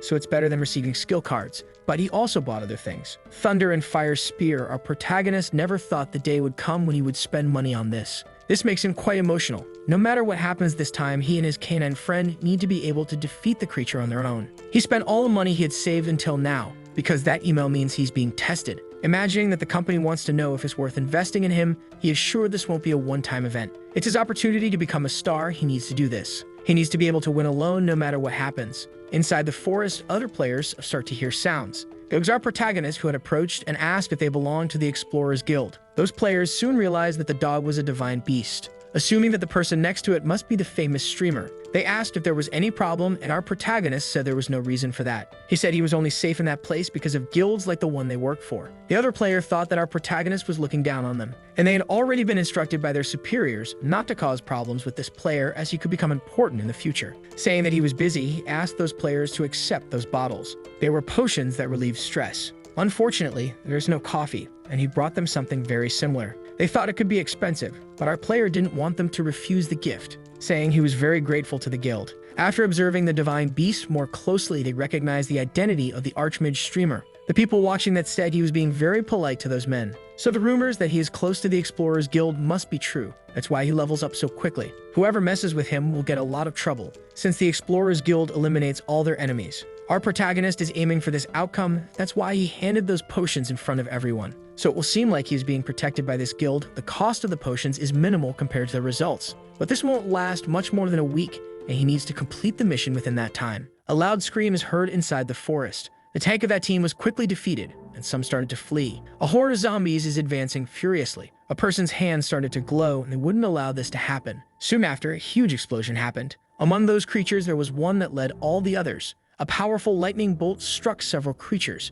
and that was not the protagonist's only attack, as he threw a fire spear towards them, which pierced through a zombie's head in a fatal way. That really was worth the investment. He throws his attacks without much effort and still finishes the monsters. The system warned that he only has 10% mana left, and the boy realized he was spending his reserves too quickly. He took a potion to restore his mana, which was being drained very rapidly. That strategy uses magic power way too fast. At least he has the help of his canine friend Lucky, who keeps attacking next like there's no tomorrow. After all that training, he managed to reach level 30, which completely restored his mana, leaving the boy uncomfortable because he spent 3 coins on that potion. And once again, he can choose a card, identifying that among them there was a unique rank card. A red card stood out among the others, and the boy doesn't think he needs more power to defeat the sorcerer. But he recognizes that it would be very good to receive one more attack, even if it's not necessary, because he is a very dedicated helper. The card in question is Strength, which besides increasing his physical attributes, also increases the range of his spells. For a moment, he was a little disappointed with that. What that ability offers is very good, and it would be even better if he could use it on his companion. because he doesn't know if the card would be well utilized by him. Only then did he notice that it increases the range of his attacks, which could end up being very good for his strategy. It didn't take long for him to choose that card. Elsewhere, a zombie is being attacked by a player, but that strike only made it even angrier. The warrior with the sword asked his team if that was the last monster. Their archer said there was nothing left in that area to hunt. After hearing that, the warrior wants to be sure since last time they almost died when surrounded by monsters. He was quickly reassured by the archer, who said he used his eagle eye ability to scan the area, and there's nothing within a 50-meter radius. And that zombie is the only thing left. An explosion happens behind the creature. They identified that attack as a fireball, and the warrior became worried because he thought there was nothing else there. Even scared, the archer said there isn't, at least not within the first 50 meters. In their team, no one uses fire attacks. This explanation is starting to make no sense, until they accepted that the attack came from an even greater distance. Our protagonist was the one who did that. His attack reached the mark of 80 meters, something truly impressive,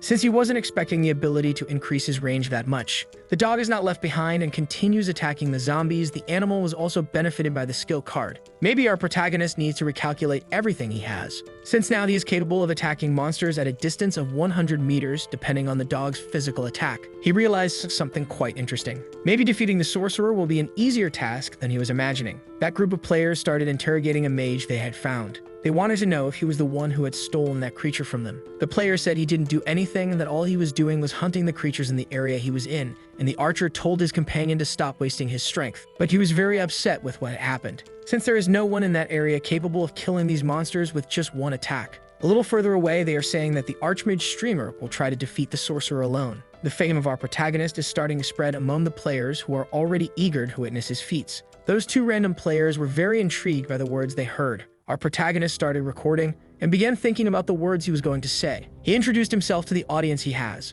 While aiming at the head of one of the creatures, he was telling people what he was going to do that day, confirming to them that he would defeat the sorcerer of that forest alone. He also said it wouldn't be very fun if he just defeated the monster. So he proposed the following challenge. He would do all of this without taking a single hit. With his dual element attack spells, he started sending his attacks toward the creature, which was already being hit by him, unable to defend itself. One of its heads was already burning in flames. Our protagonist is quite pleased with the result of his actions. The creature's hand started to glow as it was being surrounded by energy. Using its power, it made other creatures rise from the ground as if it were a necromancer. The staff used by the creature was amplifying its power. That monster was prepared to cast some kind of spell. But the dog, addicted to biting necks, wouldn't allow that to happen, because it was satisfying its desire to tear jugulars with its jaws. The sorcerer proved to be strong, repelling an attack from the dog with one of its hands, began to focus on the creature that was in front of its eyes. Who was happy with this is our protagonist, witnessing the dog's actions, who continues preventing that monster from summoning anything. He would take this opportunity to corner his target,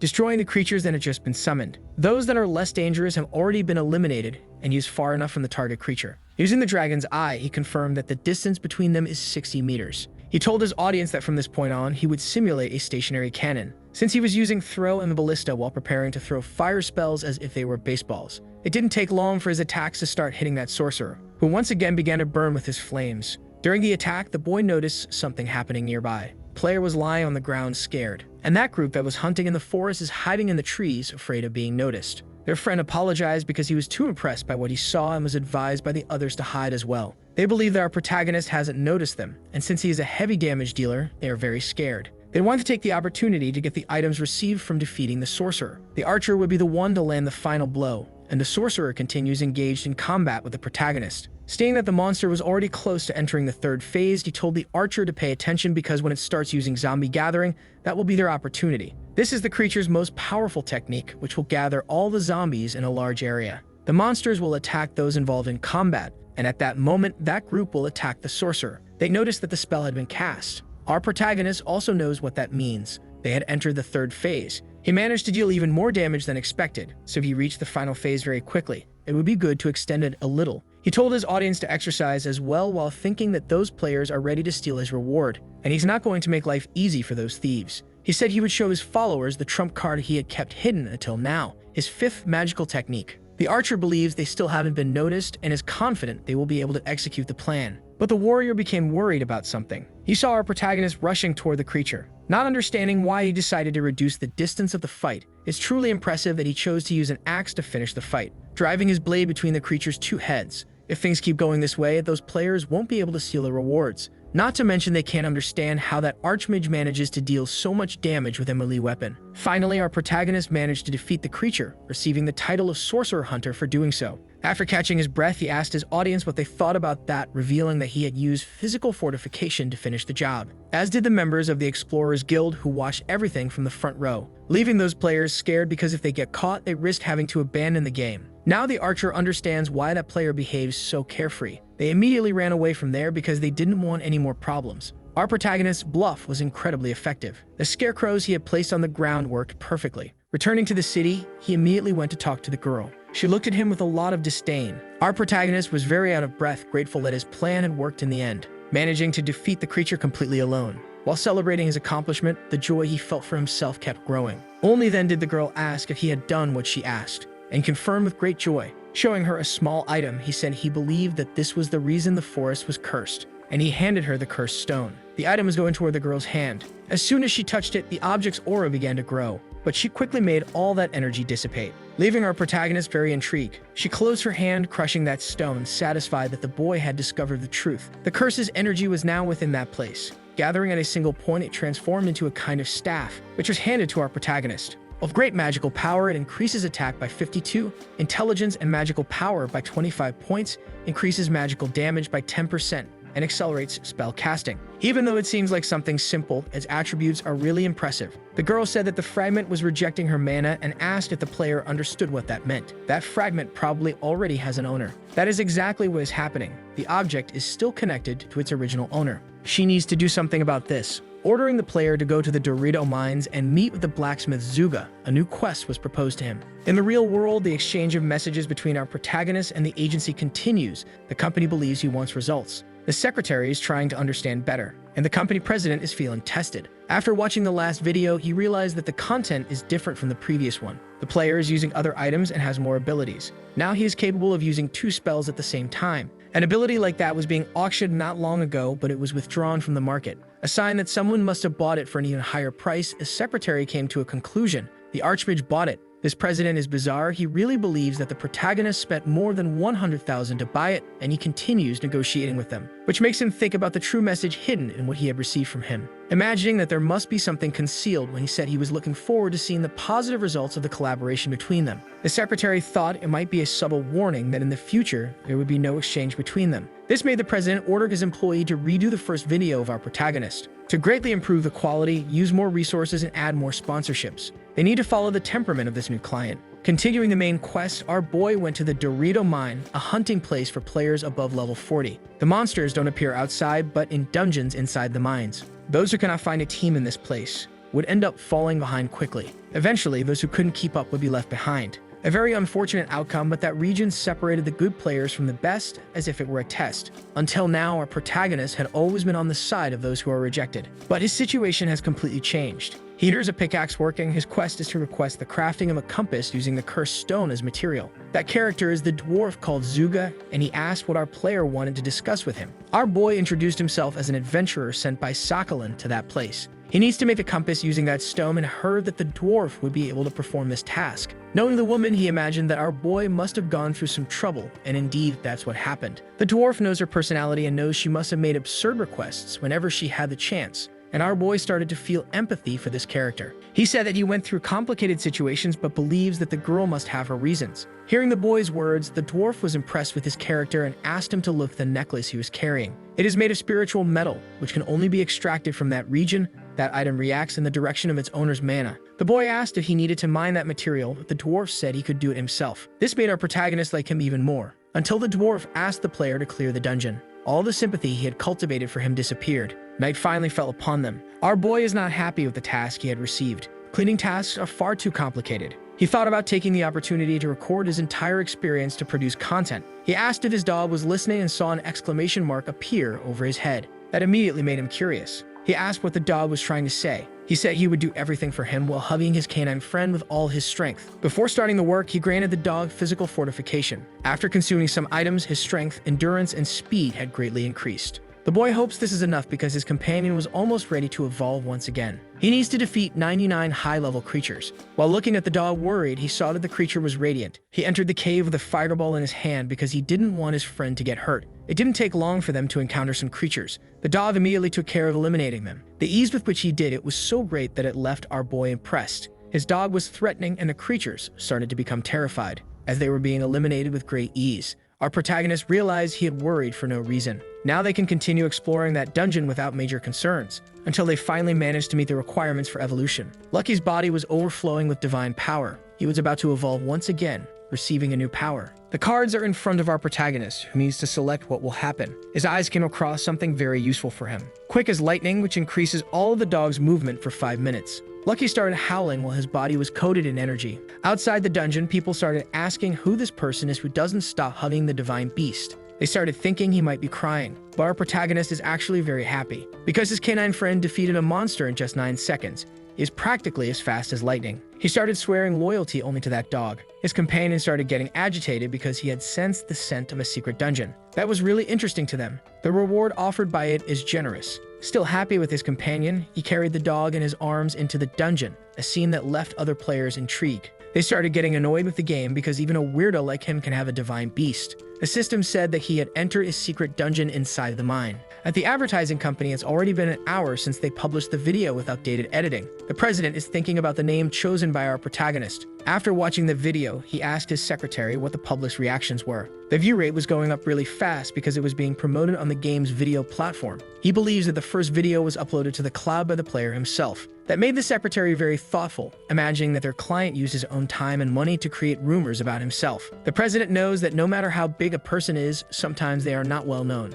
These words left the secretary confused, while the president explained that rumors are the easiest way to gain notoriety in the media. Being the case, a scenario similar to the first one will soon come upon them. As soon as he finished talking, another employee showed up. The president is eager to know what he has to say. They managed to catch the attention of a player named Asmo. This man is a prince from one of those oil-rich countries. His wealth is truly enormous, and he spent millions of dollars to obtain the Archmage class. Known as the man who spent the most in this game, he is also a hoarder of items. He also did streaming, where he used new items and abilities like it was an unboxing video. From the comment he left on the video, they realize there is an item in the game that not even he knows about. That is understandable since there are unknown things in that game, but that's not the most important part. What caught the president's attention was Asmo questioning the legitimacy of the item. Someone as important as him wouldn't leave a comment on that video without a purpose. Asmo is not a fool and has free time to avoid doing nothing. Certainly, someone asked him to do that. Maybe the request was for him to identify that new item, and that friend could be the Archmage streamer himself. Someone related to both of them. The president is assuming there is a connection between them,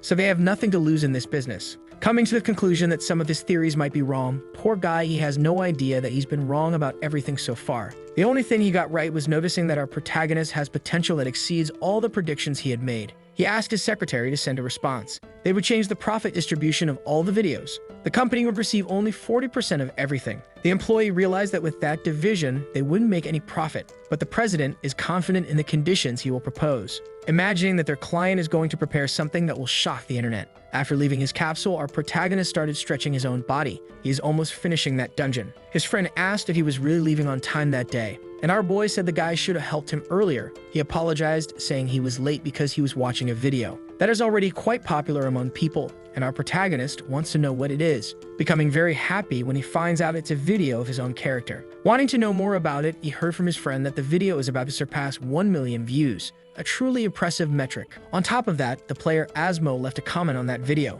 saying that he saw a completely unprecedented item, which left our boy terrified. The Goblin Staff was a reward he received after completing a dungeon. But in the current configuration of the game, only he could obtain something like that. Feeling quite sad, he thought he had ruined everything, slamming his hands against the bathroom wall and scaring a person who was working nearby. He left a clue about the main storyline. Now he wants to know why someone as important as Asmo got interested in the video. He imagined that someone might have informed him about it and that they must already know what item that is, because there are people still searching for the main storyline. Until our protagonist remembered something. He is sure that Channel is going to sign a contract with him, and he had already received a response from them, becoming impressed to find out he would receive 60% of the profits. That is simply impressive. Nobody knows about the main storyline yet, and even if they did, they wouldn't be able to catch up to our protagonist. He decided that he would keep trying. The stage is already set for his action, so he needs to deliver results. They managed to find the boss of that secret dungeon, a level 42 creature. If our protagonist were a normal player, he would have had a lot of difficulty in that fight.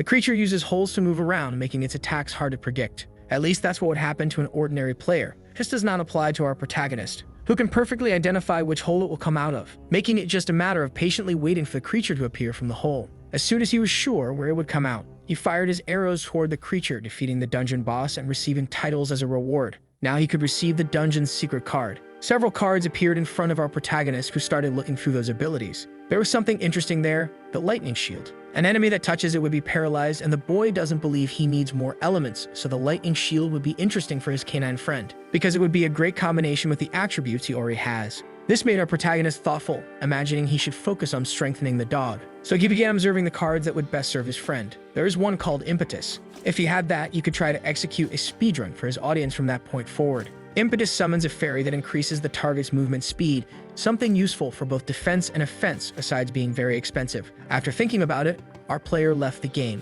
but quickly returned to the dungeon. He confirmed the price of that ability. It costs 6,000 coins, but he decided to buy it anyway. That costs several months of his living standard, but he sees the card as an investment, because it would be very useful from that point on. Now they could do speedruns inside the game. They found an easy dungeon to complete. It's the type of standard dungeon that appears in that mine. Using a simple analogy, those dungeons are the equivalent of 100-meter sprint races in athletics. That's why this is the preferred place for speedrun practice among players. The fastest dungeon completion time there was 4 minutes and 11 seconds, achieved by the player Kojiro, who has the legendary Sword Emperor class. This record was set many years ago and remains unbeaten. Our protagonist thinks it's impossible to surpass the historical record, but is confident that he can get very close. He used his fortification on the dog, as well as the impetus he had bought, giving him items that boosted his attributes. His companion became very powerful, and our protagonist started recording, politely introducing himself to his audience. He said that on this occasion, he would attempt a speedrun in the dungeon that appeared in the mine. But there was one key difference.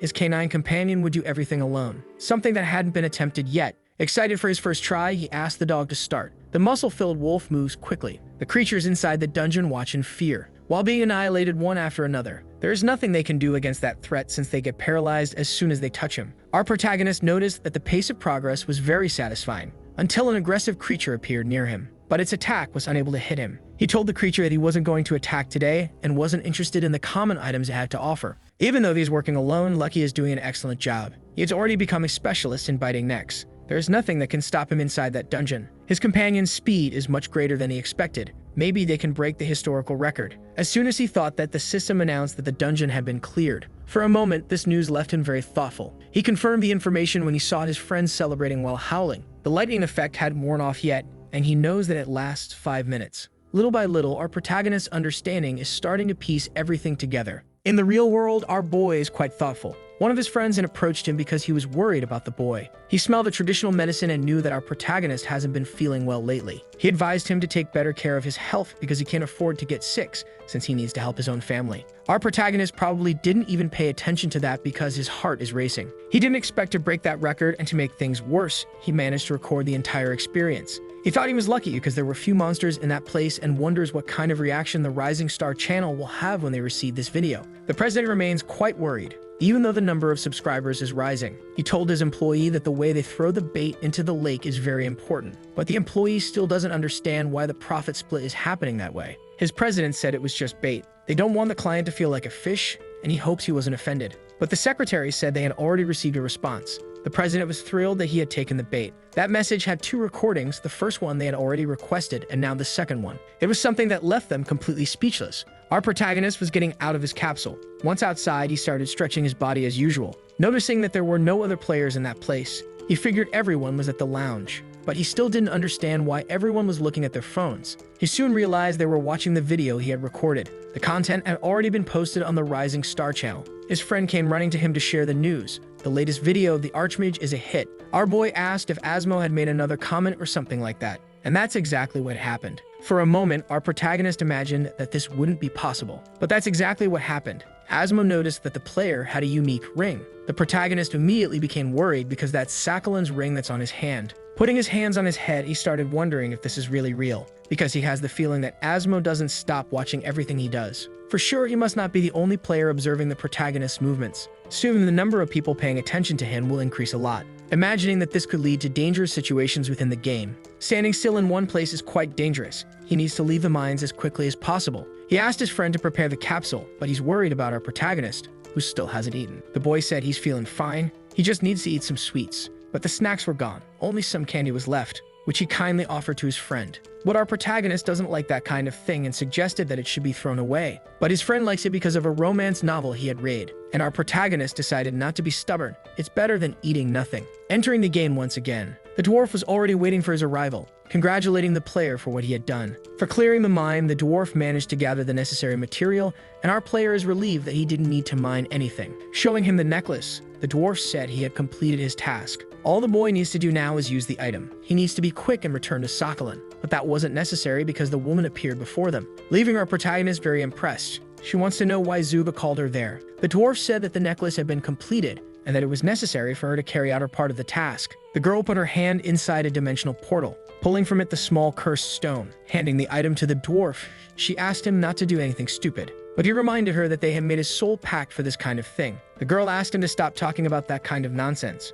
Our protagonist was confused because he couldn't tell whether they were close or not. Maybe those characters are in a situation where collaboration is mandatory. The game's main storyline is about finding the almighty class, an item capable of destroying a god. A stone was placed inside the pendant of the necklace, which began to levitate in the dwarf's hands. He immediately grabbed the necklace so it wouldn't go flying around. Our protagonist was surprised to realize that the item was pointing toward him. But those other two characters understood that, in fact, the item was pointing north. The necklace was finally delivered to the boy. He leveled up twice for accomplishing this, feeling impressed.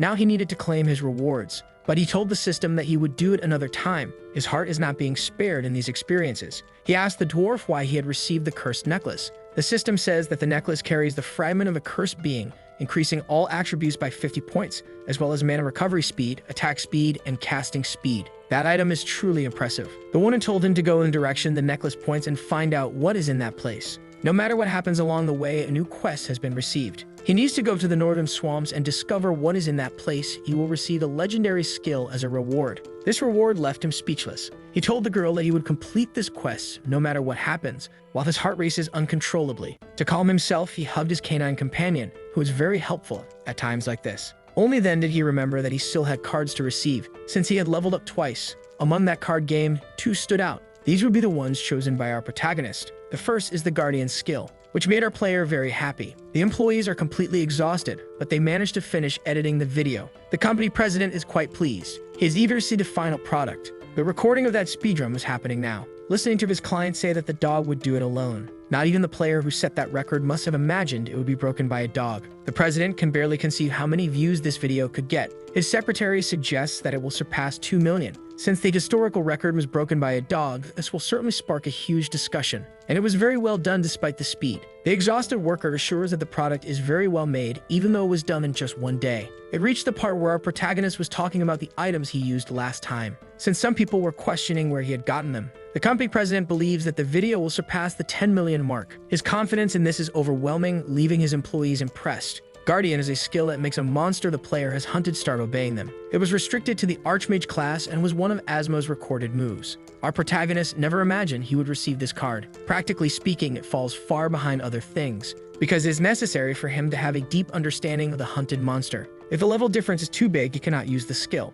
It is also necessary that he has defeated at least 100 of those creatures, and since the most powerful creatures are limited in number, it is almost impossible to turn them into a guardian. Asmo became popular with this skill because it allows the creature to use the player's items, even legendary quality ones. This way, Asmo equipped the creature with items that regular users could only dream of owning one day. Our protagonist is thinking of getting a creature that can serve as a tank, allowing his dog to focus more on attacking. His first option was to buy a golem to fulfill this need, but it would be too expensive to buy something like that. Now he needs to plan his way out of that place. Using momentum and strength, he called Lucky to accompany him. At full speed, they easily exited the dungeon. Our protagonist is being watched. These people already know he is outside. They want to know who this player is since they are being paid to monitor him. They thought it was exaggerated that 3 were hired to act against that mage. One of them said he doesn't know what goes on in his employer's head, but as long as he gets paid, he'll complete the mission. His partner agreed with that, acknowledging that it's better if the task is easy. They soon realized the target was running. The movement was so sudden that they thought they had been discovered.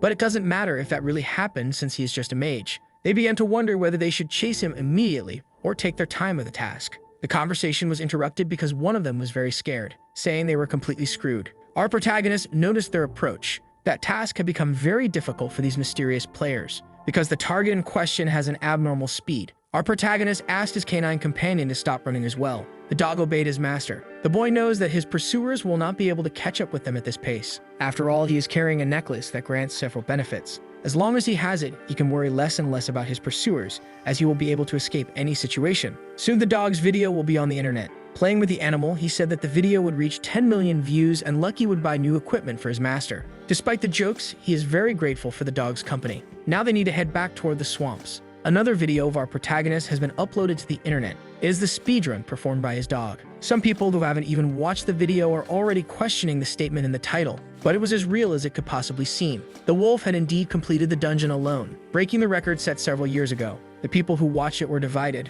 Those who weren't impressed were left wondering if it was even real. Now the legendary swordsman had become worse than a dog. Everywhere, people are talking about what happened. That divine beast is exceptional. Since the video is 5 minutes long, some people want to know what the ending is about. It was our protagonist talking about the items he used in the previous video. Without giving much more information about them, he stated that he has something else exclusive. Showing a simple stick, he asked if anyone knows what it is because he was going to explain everything to his audience. Osmo saw yet another item he didn't recognize and is already eager to hear the explanation. Making a generous donation to our protagonist of 10,000 coins. My god, the life of the rich is really something. People can't stop talking about the latest video from our protagonist. They also didn't expect him to have responded to Osmo about that. Not to mention that once again an unknown item to Osmo was shown to everyone. Some started to think that these players worked together.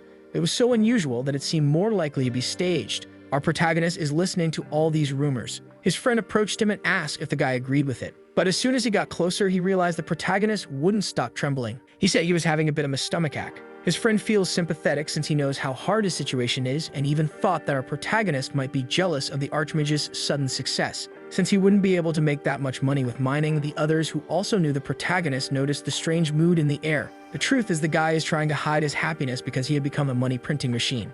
Going to the bathroom to hide, it was the most pleasant moment of his life, the moment to spend. It's time for him to start investing in the production of his videos. If he were to follow his original plan, he would buy the skill to summon golems. But since he has the Guardian skill, that is no longer an urgent need. So now he has a free and open path to buy anything. There are so many possibilities that he can't even decide. Checking the price of the skill to summon golems, he saw that it costs more than 11,000 coins, but it was cheaper than usual, deciding that he would buy it anyway. Unfortunately, his transaction wasn't completed, because someone else had bought it before him. Trying to console himself, he acknowledged that it wasn't an urgent item for his progress. Inside the company, the employees said that things were happening as expected, but noticed that the president didn't seem happy. He then said that things were going to get complicated from now on. His employee asked if the boss was thinking about something again. He asked his employee what they had done for the Archmage so far. The man replied that they edited the video and uploaded it to the channel, in addition to all the associated publicity. Knowing this, the president stated that they are not the only ones capable of doing this job. Their client is already interacting with Osmo, and they are just small contractors in this situation who could be replaced.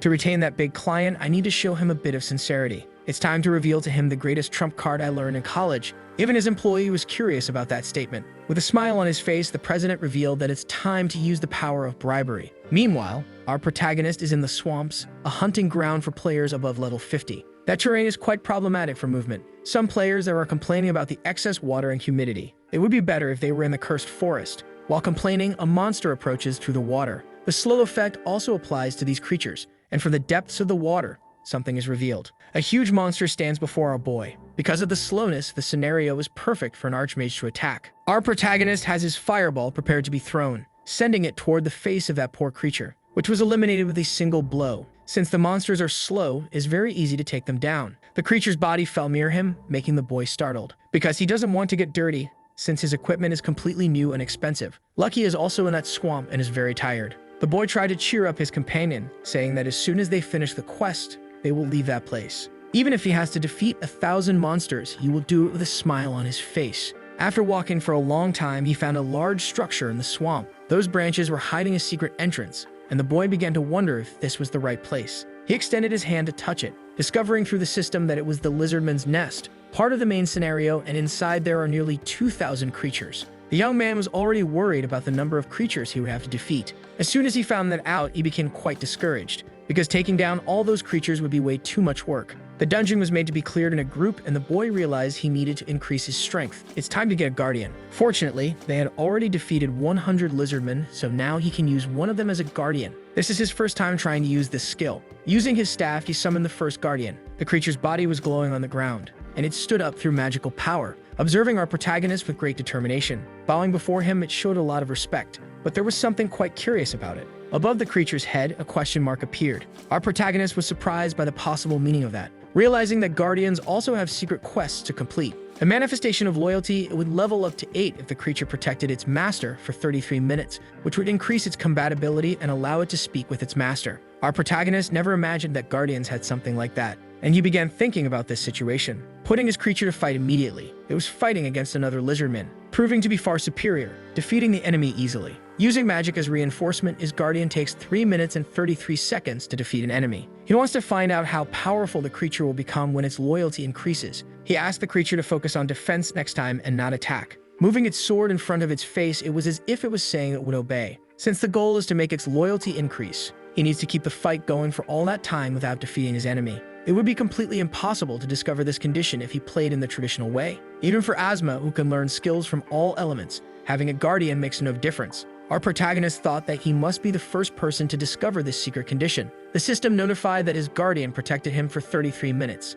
Its loyalty increased and it learned a new skill. Our boy allowed the creature to defeat its opponent. Its eyes began to shine intensely. It said it would do this for the honor of its master, striking its enemy with precise blows. With the creature weakened, it prepared a finishing shot that hit the monster in the chest. The boy is quite impressed that the creature gained a new skill and is able to speak. All of this changed because of its loyalty. The final blow had been delivered. He realized that the guardian reduced the combat time by almost 40 seconds. The creature asked to be given a name, promising that it would do its best to be worthy of it. And the boy liked the possibility of naming his creature. He said that the lizardman would be called Gold from now on. He used logic related to the letters used in Korean to write the word guardian. The creature is ecstatic for receiving such a splendid name. Staying it is too noble for him. Now it is ready to receive new orders, because it would prove that it is better than that unworthy beast. These words left Lucky quite perplexed. While the boy is impressed by the depth of the conversation, he began to wonder if he could give more detailed and complex orders as loyalty increased, but Lucky didn't like what he heard. Realizing that the guardian's skill is better than he imagined, he saw the two creatures start to argue. He came to the conclusion that the skill must indeed be very good, since its category is legendary.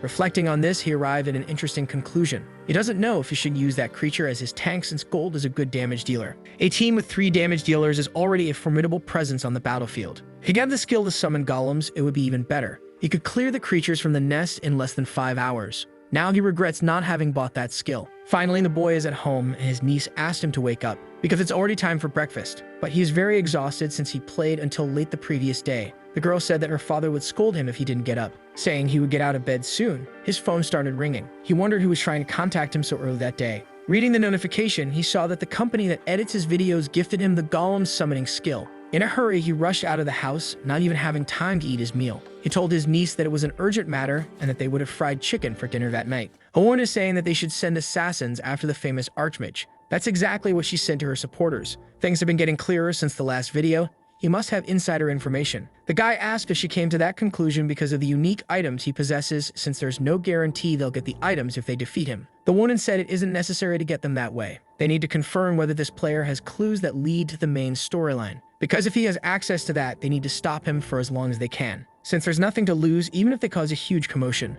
But the man isn't sure if there's any player who would agree to do this, because they imagine this player is putting a lot of money into the game. Some say he is conspiring with Asmo. The woman said to set a bounty of 10,000 coins. She knows a user who would do this without hesitation, the sniper from the 7 Stars Alliance. He has an alternate character who is equally powerful. Then the man said he would send the notification to him and talk to the woman as soon as he got a response. She asked him to add one more piece of information, that this is a request from the manager of the Abyss Guild, a request from Emma herself. There's no hiding it, our protagonist was deeply grateful for that gift. Now he can summon his own golem, being able to summon a solid wall after defending the player from almost 4,000 attacks and auto-sacrifice after protecting against 1,001 boss attacks. He would never have expected to receive something from the company that edits his videos. His gratitude reached the stars and he promised to bow in the direction of the studio every day. He decided that he would exceed their expectations to continue receiving support. He thought he might be able to defeat the boss crocodile that lives in that swamp all by himself, and to increase the difficulty, he would do it as quickly as possible.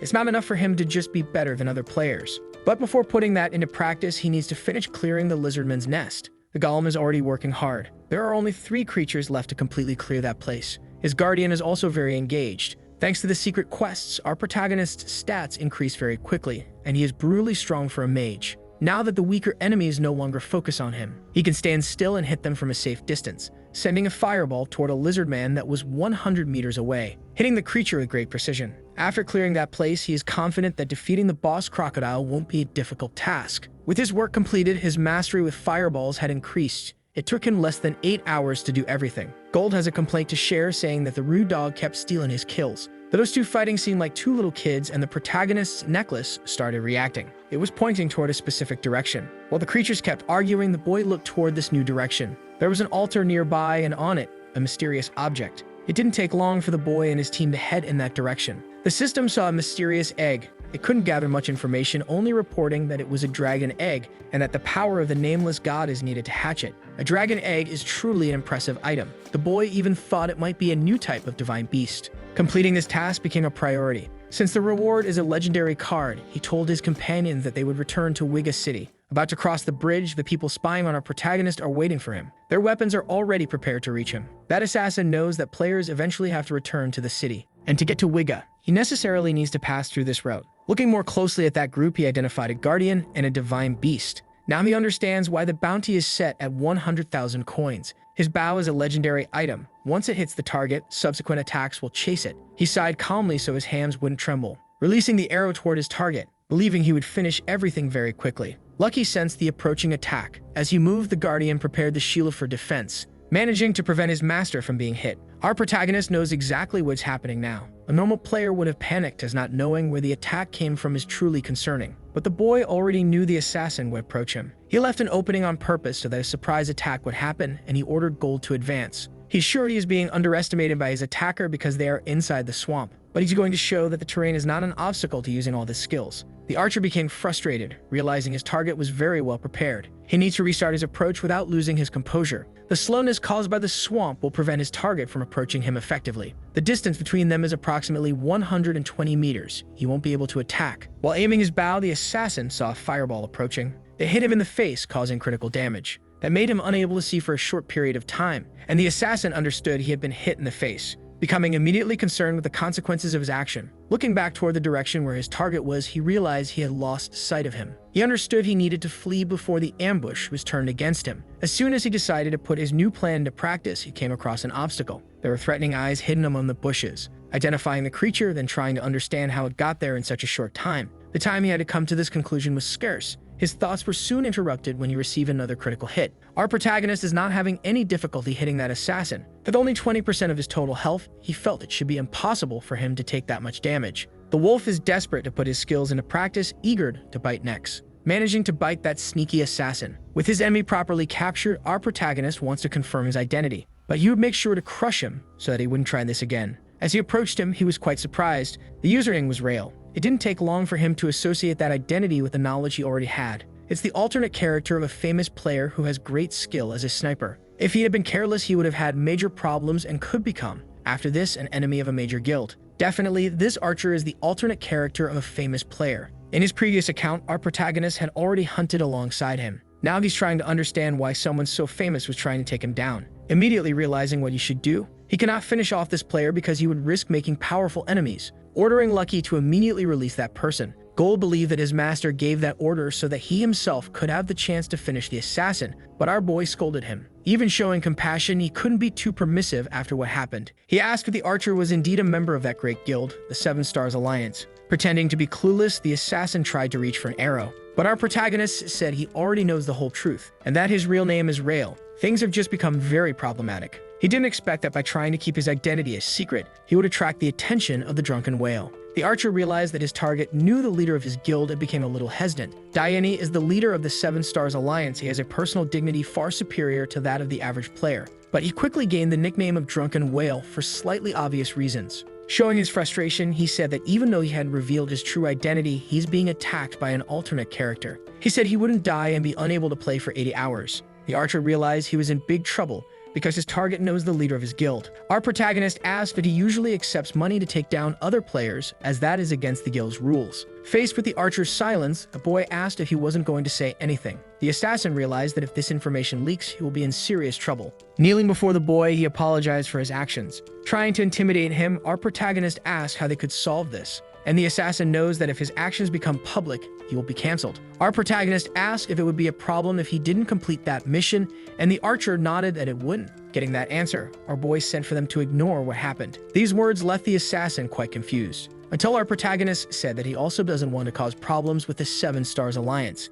He said he was using that alternate character for very specific purposes, and that he wasn't inside that swamp leveling up just for fun. Without giving further explanations, he said that the assassin would report that the target managed to escape, and he won't tell anyone who he met in that place. The assassin was quite relieved with that possibility. However, he would still have to hand something over for having his life spared. After all, he needs to leave there with the feeling that he can't mess with our protagonist. And he asked once again for something so they could forget what happened. The other option is to finish him off right there and collect the items he's carrying, a scenario that his guardian is eager to see happen. The archer asked if he was really going to just ignore what happened. Our protagonist gave his word that he wouldn't go back on it. Then the assassin reflected for a few moments, materializing the bow he was carrying in one of his hands, saying the boy could keep it, asking for forgiveness for his actions. Gold said he learned a lot from his master's generous benevolence. The truth is that our protagonist could barely stand, and as soon as that interaction was over, he collapsed to the ground. He is very relieved that his bluff worked. The guardian and the wolf started scanning the area, thinking someone might have attacked the master.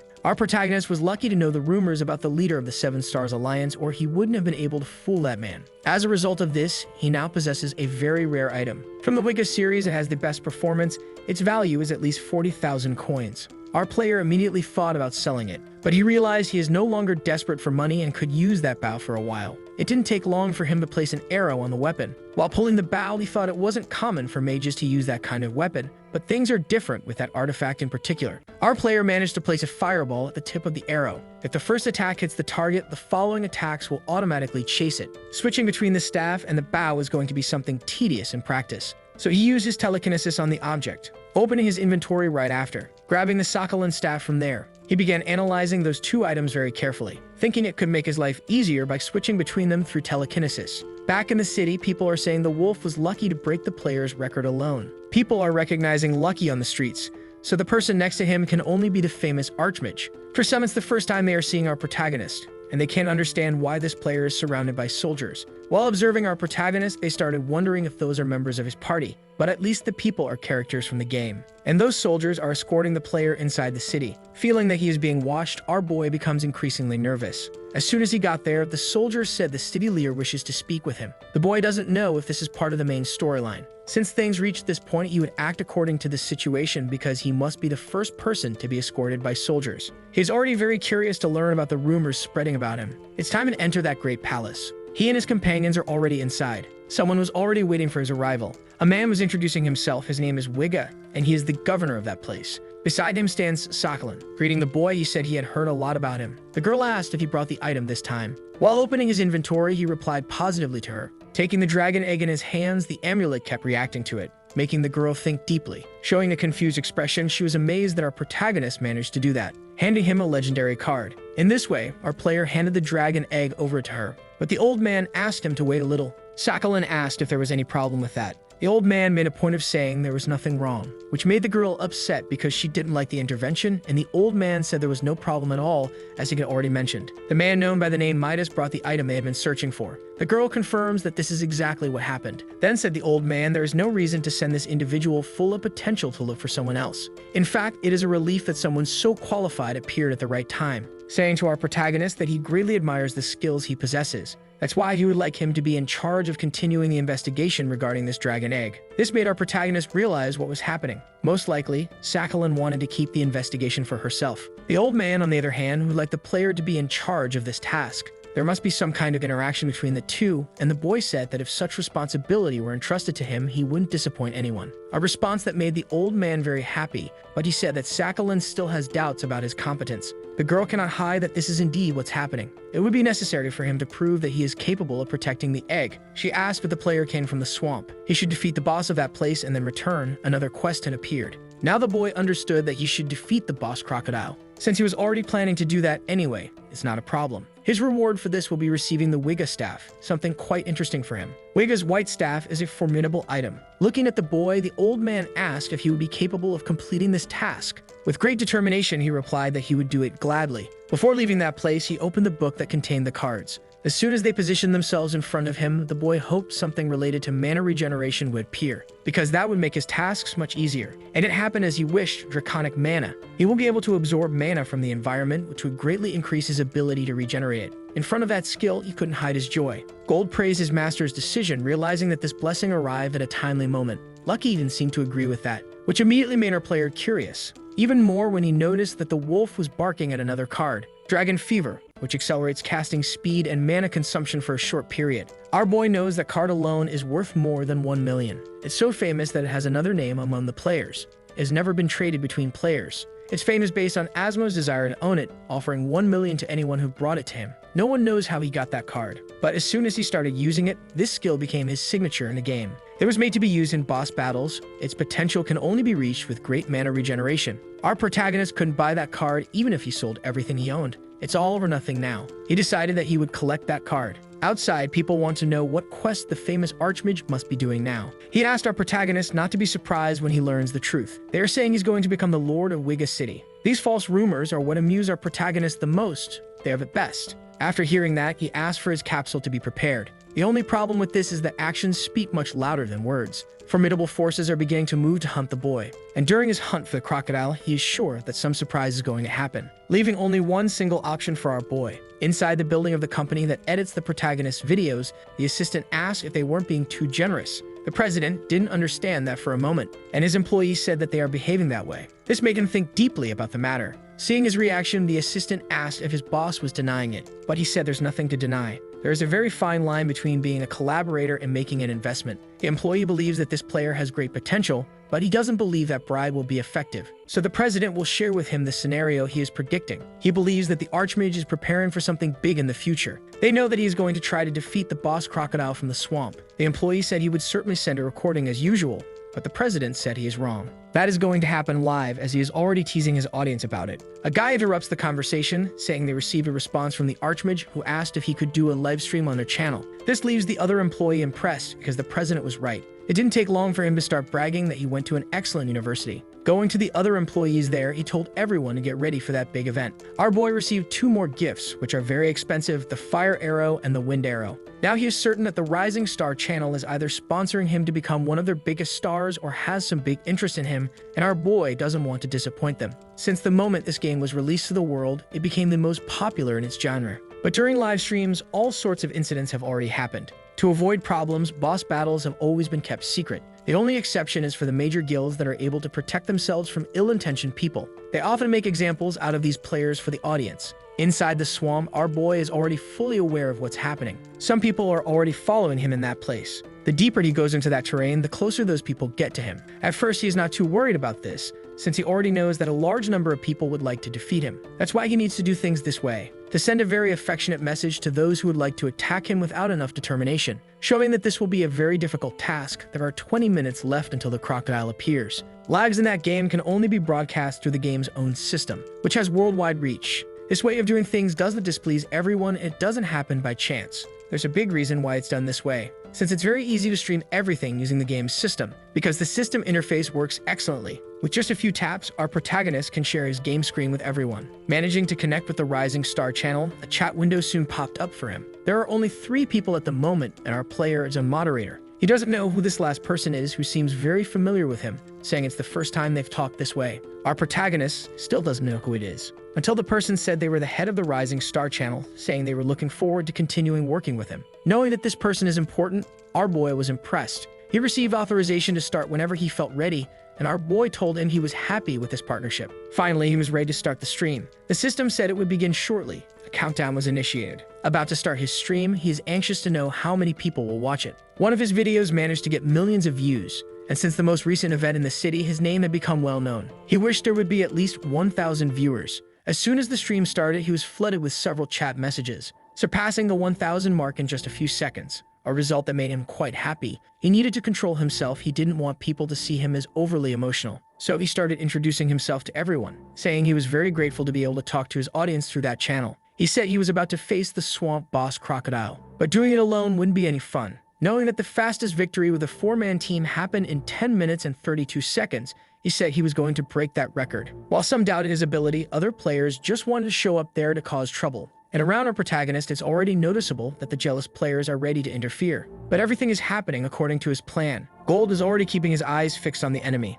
The owner of the swamp had appeared before them. That creature is over 10 meters long, on its back are some precious stones, and its attack pattern changes according to their color. At the moment, the stones are golden, indicating that the creature is in its safe state. Upon losing 30% of its health, it will enter phase 2, and the color of the stones changes every minute. When they are dark, that's when it is most dangerous because it hides in the depths. It becomes impossible to deal any damage to the creature, and during that time it can regenerate. It's necessary to deal damage during the color change to prevent the creature from hiding in the water. It didn't take long for the stones to turn red. His powerful paws are crushing the ground, while his huge jaws open in a threatening way. Our protagonist is also ready to start that adventure, activating Dragon Fever in front of everyone. The news about the assassin's failure was soon discovered. The woman said they were just testing the waters with that attempt, since they don't know if Asmo is supporting this player and he might intervene in this situation. She just didn't expect to lose that advantage. The employee said it was very difficult to get that request.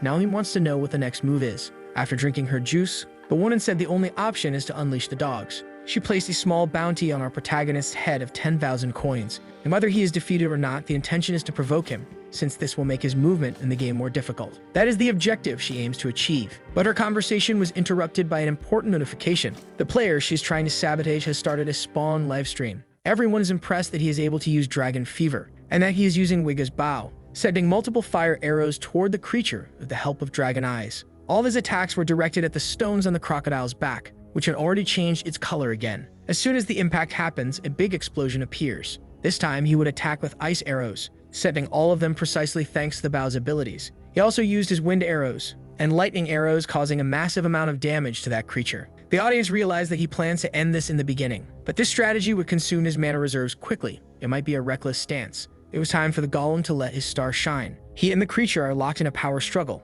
Our protagonist knows that the current strategy is not the standard one. Normally, he would save mana to attack vigorously during the phase change. But that creature is not his only opponent in that swamp. Jealous players are already sneaking closer, and they are scared that our protagonist alone can deal all that damage. Moreover, his way of fighting altered those players' plans. One of them suggested attacking when Dragon Fever ends, and a woman with a bow told everyone to wait a little longer. She figured he was showing all of his strength right at the beginning, because there must be his bodyguards infiltrated among those players, which is plausible since they imagine our boy is filthy rich. The color of the crocodile's gem changed once again, turning black quickly. The players are impressed by this, as not even a minute of battle had passed and the creature is already in phase 2. They decided they would wait a little longer. If they start interfering without a plan, they will end up suffering at the hands of our protagonist's bodyguards. The guardian attacks furiously, saying he is doing this for his master. The audience recognized the creature's dedication. It landed several blows against the crocodile's armor. The dog wasn't left behind either. The creature is also very admired by the audience. Unfortunately, Lucky wasn't able to execute his signature throat bite, but he managed to grab something. Even though the golem is weaker than the crocodile, that doesn't matter, because they managed to deal a lot of damage. Our protagonist is prepared to send a new rain of arrows. While sending his attack, some started to believe in his ability to win. The crocodile has only 23% of its total health left. It's close to entering the third phase. In the face of all that violence, the players who are going to interfere are now scared and haven't made their move yet. But our boy knows they only delayed their intervention. As soon as his spells go on cooldown and his mana runs out, they will act. Our player told the audience that the creature is already at 20% health, believing he will be able to defeat it. In under 8 minutes, someone said he can only do that after spending a lot of money. The boy plans to set his mark at 7 minutes, even if it's difficult. So from now on, he would act very patiently, releasing his ice arrows toward the creature, hitting the stone on its back precisely. With the crocodile weakened, even the golem manages to overpower it. The more time passes, the more the audience is amazed by his abilities. Even the people watching want to know where the players who promised to sabotage him are. Some of the saboteurs started to wonder if he was deliberately slowing down his own pace, because he was attacking with much more speed, and that left the jealous ones very confused. Our protagonist said that someone who spent that much money cannot set an unreachable record, since that would ruin the fun for everyone else. And in our protagonist's opinion, there is only one person who is capable of spending more money than him in that game. After those words, Asmo made a donation of 10,000 coins, a truly impressive contribution. And our protagonist's attacks began to intensify once again, hitting the crocodile in a brutal manner. This donation soon caused a huge stir among the audience. Our protagonist realized that he really showed up on his stream. Since a new guest had arrived, he said he would change the camera angle a bit, zooming in on the action that was happening. As our protagonist was approaching, people noticed that he was putting himself at risk. Finally, the creature entered phase 3, and the golem was already having trouble overpowering it. since the crocodile had gone completely crazy. His powerful paws managed to grab the creature, throwing the golem to the ground with great ease. His powerful tail was also moving even faster, hitting the stone creature with great violence, destroying the golem. It could no longer continue fighting, something expected by our protagonist since the level of that summon is still very low. His mana reserves were also dangerously low. Even so, everything is happening according to his plan, where his goal was to keep those jealous players within his reach. If things continue like this, you won't be attacked or caught by surprise. The woman thought that now she had an opportunity to attack, but another player said their target was too close to the crocodile and an attack from that tail could be fatal, and the creature would show no mercy to anyone. It charges furiously at our player, who seems completely defenseless, until the roar of another creature was heard, much louder than hers, leaving the jealous players surprised. No one imagined that Lucky would move to that position. He used his taunt skill, inviting the crocodile to a fight to the death, an exclusive ability of divine beasts. The crocodile cannot refuse this wonderful invitation, completely ignoring our protagonist. Faced with his fury, the audience started getting worried about the dog's health. Our protagonist is going to use Dragon Fever once again, which left the jealous players surprised, and the audience realized that all of this had been a trap. The boy's casting speed increased once again, and his unstoppable barrage of attacks was executed once more. The crocodile priest is once again being massacred. That firepower is truly insane. Before it could approach the wolf, it was already being targeted by dangerous attacks. Using what was left of its strength, the crocodile prepares to consume Lucky, but our protagonist prepared a powerful fire arrow. He is confident that this time things will be over, hitting the creature's back efficiently and decisively. The stone that was on its back finally shattered, and the audience realized that the battle was already over. The creature's huge body fell to the ground, too weak to stand up. Our protagonist received the title of Crocodile Hunter, and he had finally met the requirements of the ongoing quest, along with the secret conditions, and as a result gained one more level. Now that the fight is over, he would like to know how people reacted to what they saw. Several comments are praising his performance. Only then did he realize that his audience had surpassed 30,000 users. Several small donations started coming in, which is curious since no one knows that he is actually poor. The guy said he wished he had finished that in under 10 minutes, but he ended up doing it in 7 because the damage he can deal is very high. It was hard to maintain the pace. Apologizing to the people who were following him, then his eyes spotted something incredibly absurd. He received another donation of 10,000 coins from the player Asmo, while the jealous ones who had been watching everything from hiding couldn't make a single move. Feeling like they had fallen into a trap, they believe our protagonist is somehow associated with Asmo, and that they must have planned everything that happened in that swamp. They thought he was just a rich guy, but he proved to be a very smart player. Little by little, they started fleeing from there before they could be caught and humiliated. With the fight over, our protagonist is quite satisfied with the result achieved. He had almost forgotten to thank the owner of the channel, and he needs to take the opportunity. He said he would see his audience again on the Rising Star channel, a surprising achievement for the channel's team. Everyone is happy with what the boss managed to accomplish. They also received many donations, but the president was still focused on something. Those words from our protagonist made all the difference. He clapped his hands in gratitude for everything that had happened. Things are heading toward a promising future. One of the employees thought those words were just formalities, but the president understood it as a message. That was the guarantee that his live streams would only be done on that channel and nowhere else, so that people who still try to contact him would stop doing so. Now they have the opportunity to take the next step in this relationship. The symbiosis between them is more than clear. They need to make this scenario beneficial for everyone involved. They cannot overemphasize profit, as this could compromise the relationship with the Archmage. His employees were very surprised by this assessment, and he continued his speech saying they need to give him an item that will please him. Inside the game's city, no one is talking about anything else. Everyone is discussing the latest achievement of our protagonist. It was an impressive feat.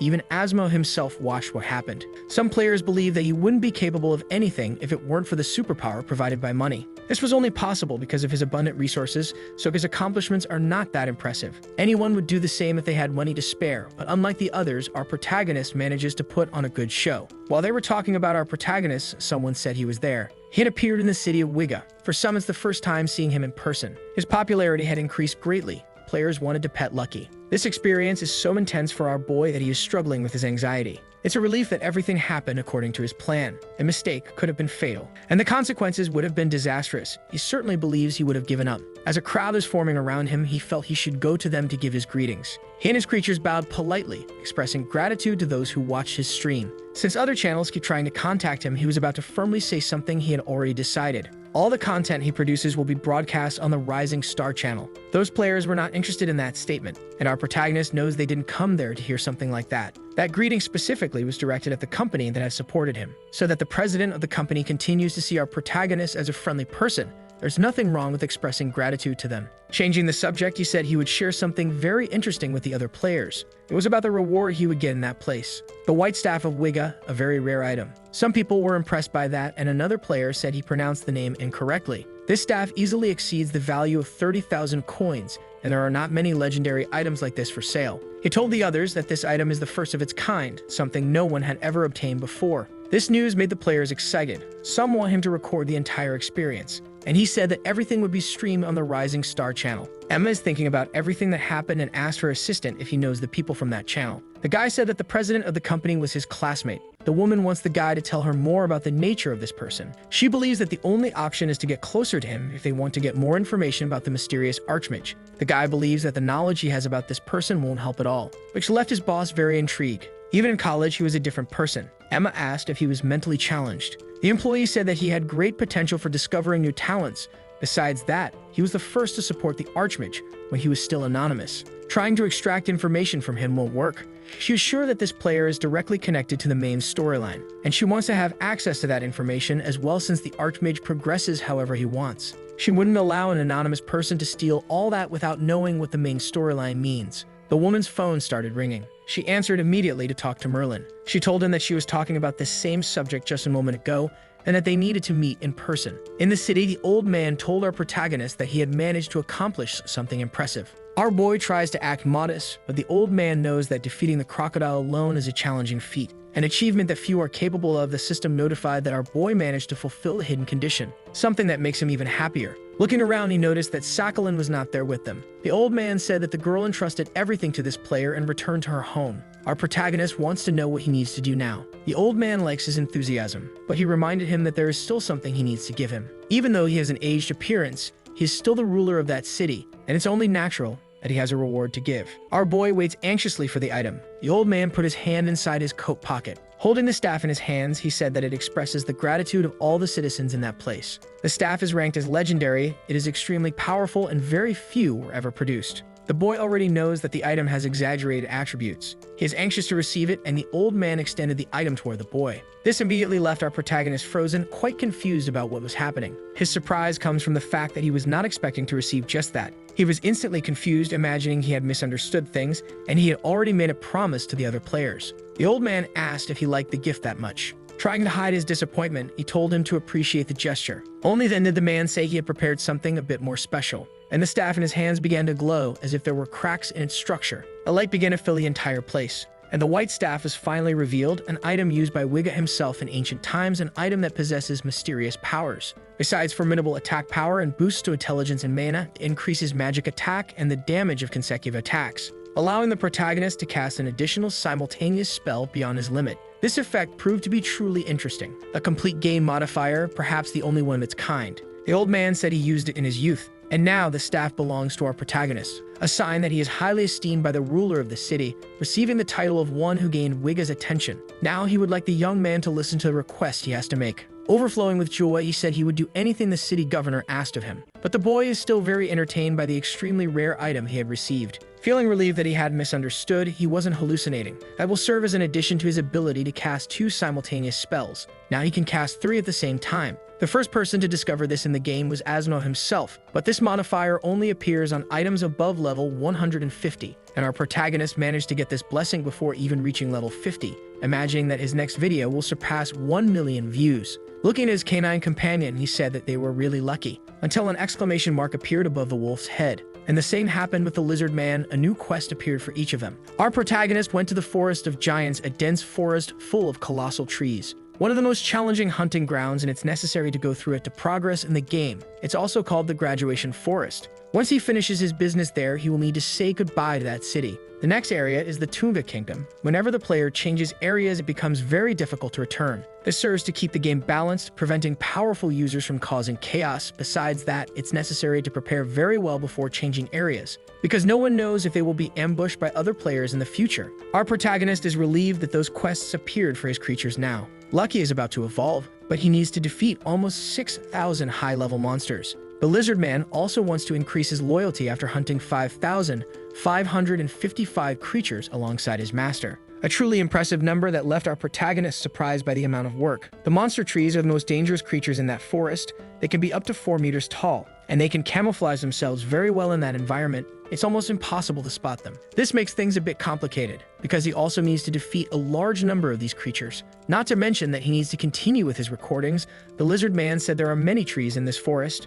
and most of them are very tall. Our protagonist started to get excited. He would complete the main quest first. He needs to find Tamaru. So they continue advancing in that dangerous place. Small fruits start making noises. Looking at them, some players imagine that this is what they are looking for, but it's going to be difficult to reach them. The archer said he would handle it in an instant. His arrow flies toward the target, knocking down one of the fruits, but that seemed to have annoyed that tree, which revealed itself to be a camouflaged monster, completely scaring those players. Discovering that it was a terrifying creature, the monster swings its branches with great force, hitting the ground near the players who had to protect themselves. The warrior felt challenged by this since he is the tank of that team. He considered starting his career from scratch, thinking it might be easier to have another class. The complaints from that group became quite audible. Our protagonist is also in the forest. It's very good to have access to secret information. He can identify which trees are real and which are monsters. The lizard man said there are a few creatures here. He imagines they are scared of his master's presence. Our protagonist knows he can avoid the weaker creatures and can even locate the position of his main quest.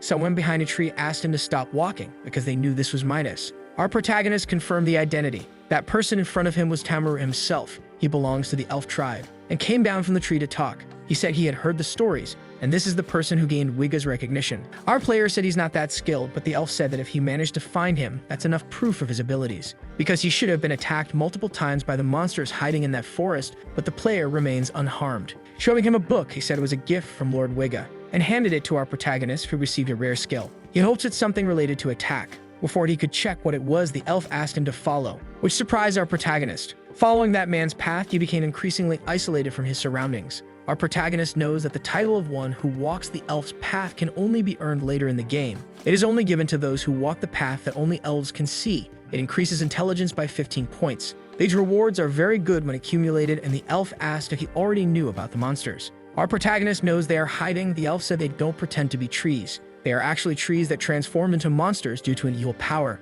And recently, some mutants have started appearing among these creatures. Our protagonist started getting curious. The elf said creatures capable of dividing started appearing. That's something that had never happened before. Fortunately, this is still limited to a specific region for now. Our protagonist thought that he was referring to the power of the nameless god, until he started thinking more carefully about what he knows. He asked the elf how many parts the creatures usually split into. He told our boy that sometimes they split into 10 creatures, but the size is considerably reduced. It's a very troublesome situation, and asked our boy to eliminate the creatures before they multiplied even more. The area in question has already been completely isolated. There are approximately 500 mutants there. Our boy received an elimination quest, and trying to hide his joy, said that this is indeed unfortunate. He's very excited to carry out this task, which can also speed up his personal goals. At the headquarters of Rising Star, an employee brought the president the skills he had requested. He also said there's a rumor gaining strength among the secretariat. He wants to know what it is. His employee said that the Abyss Guild is very interested in gathering information about the Archmage.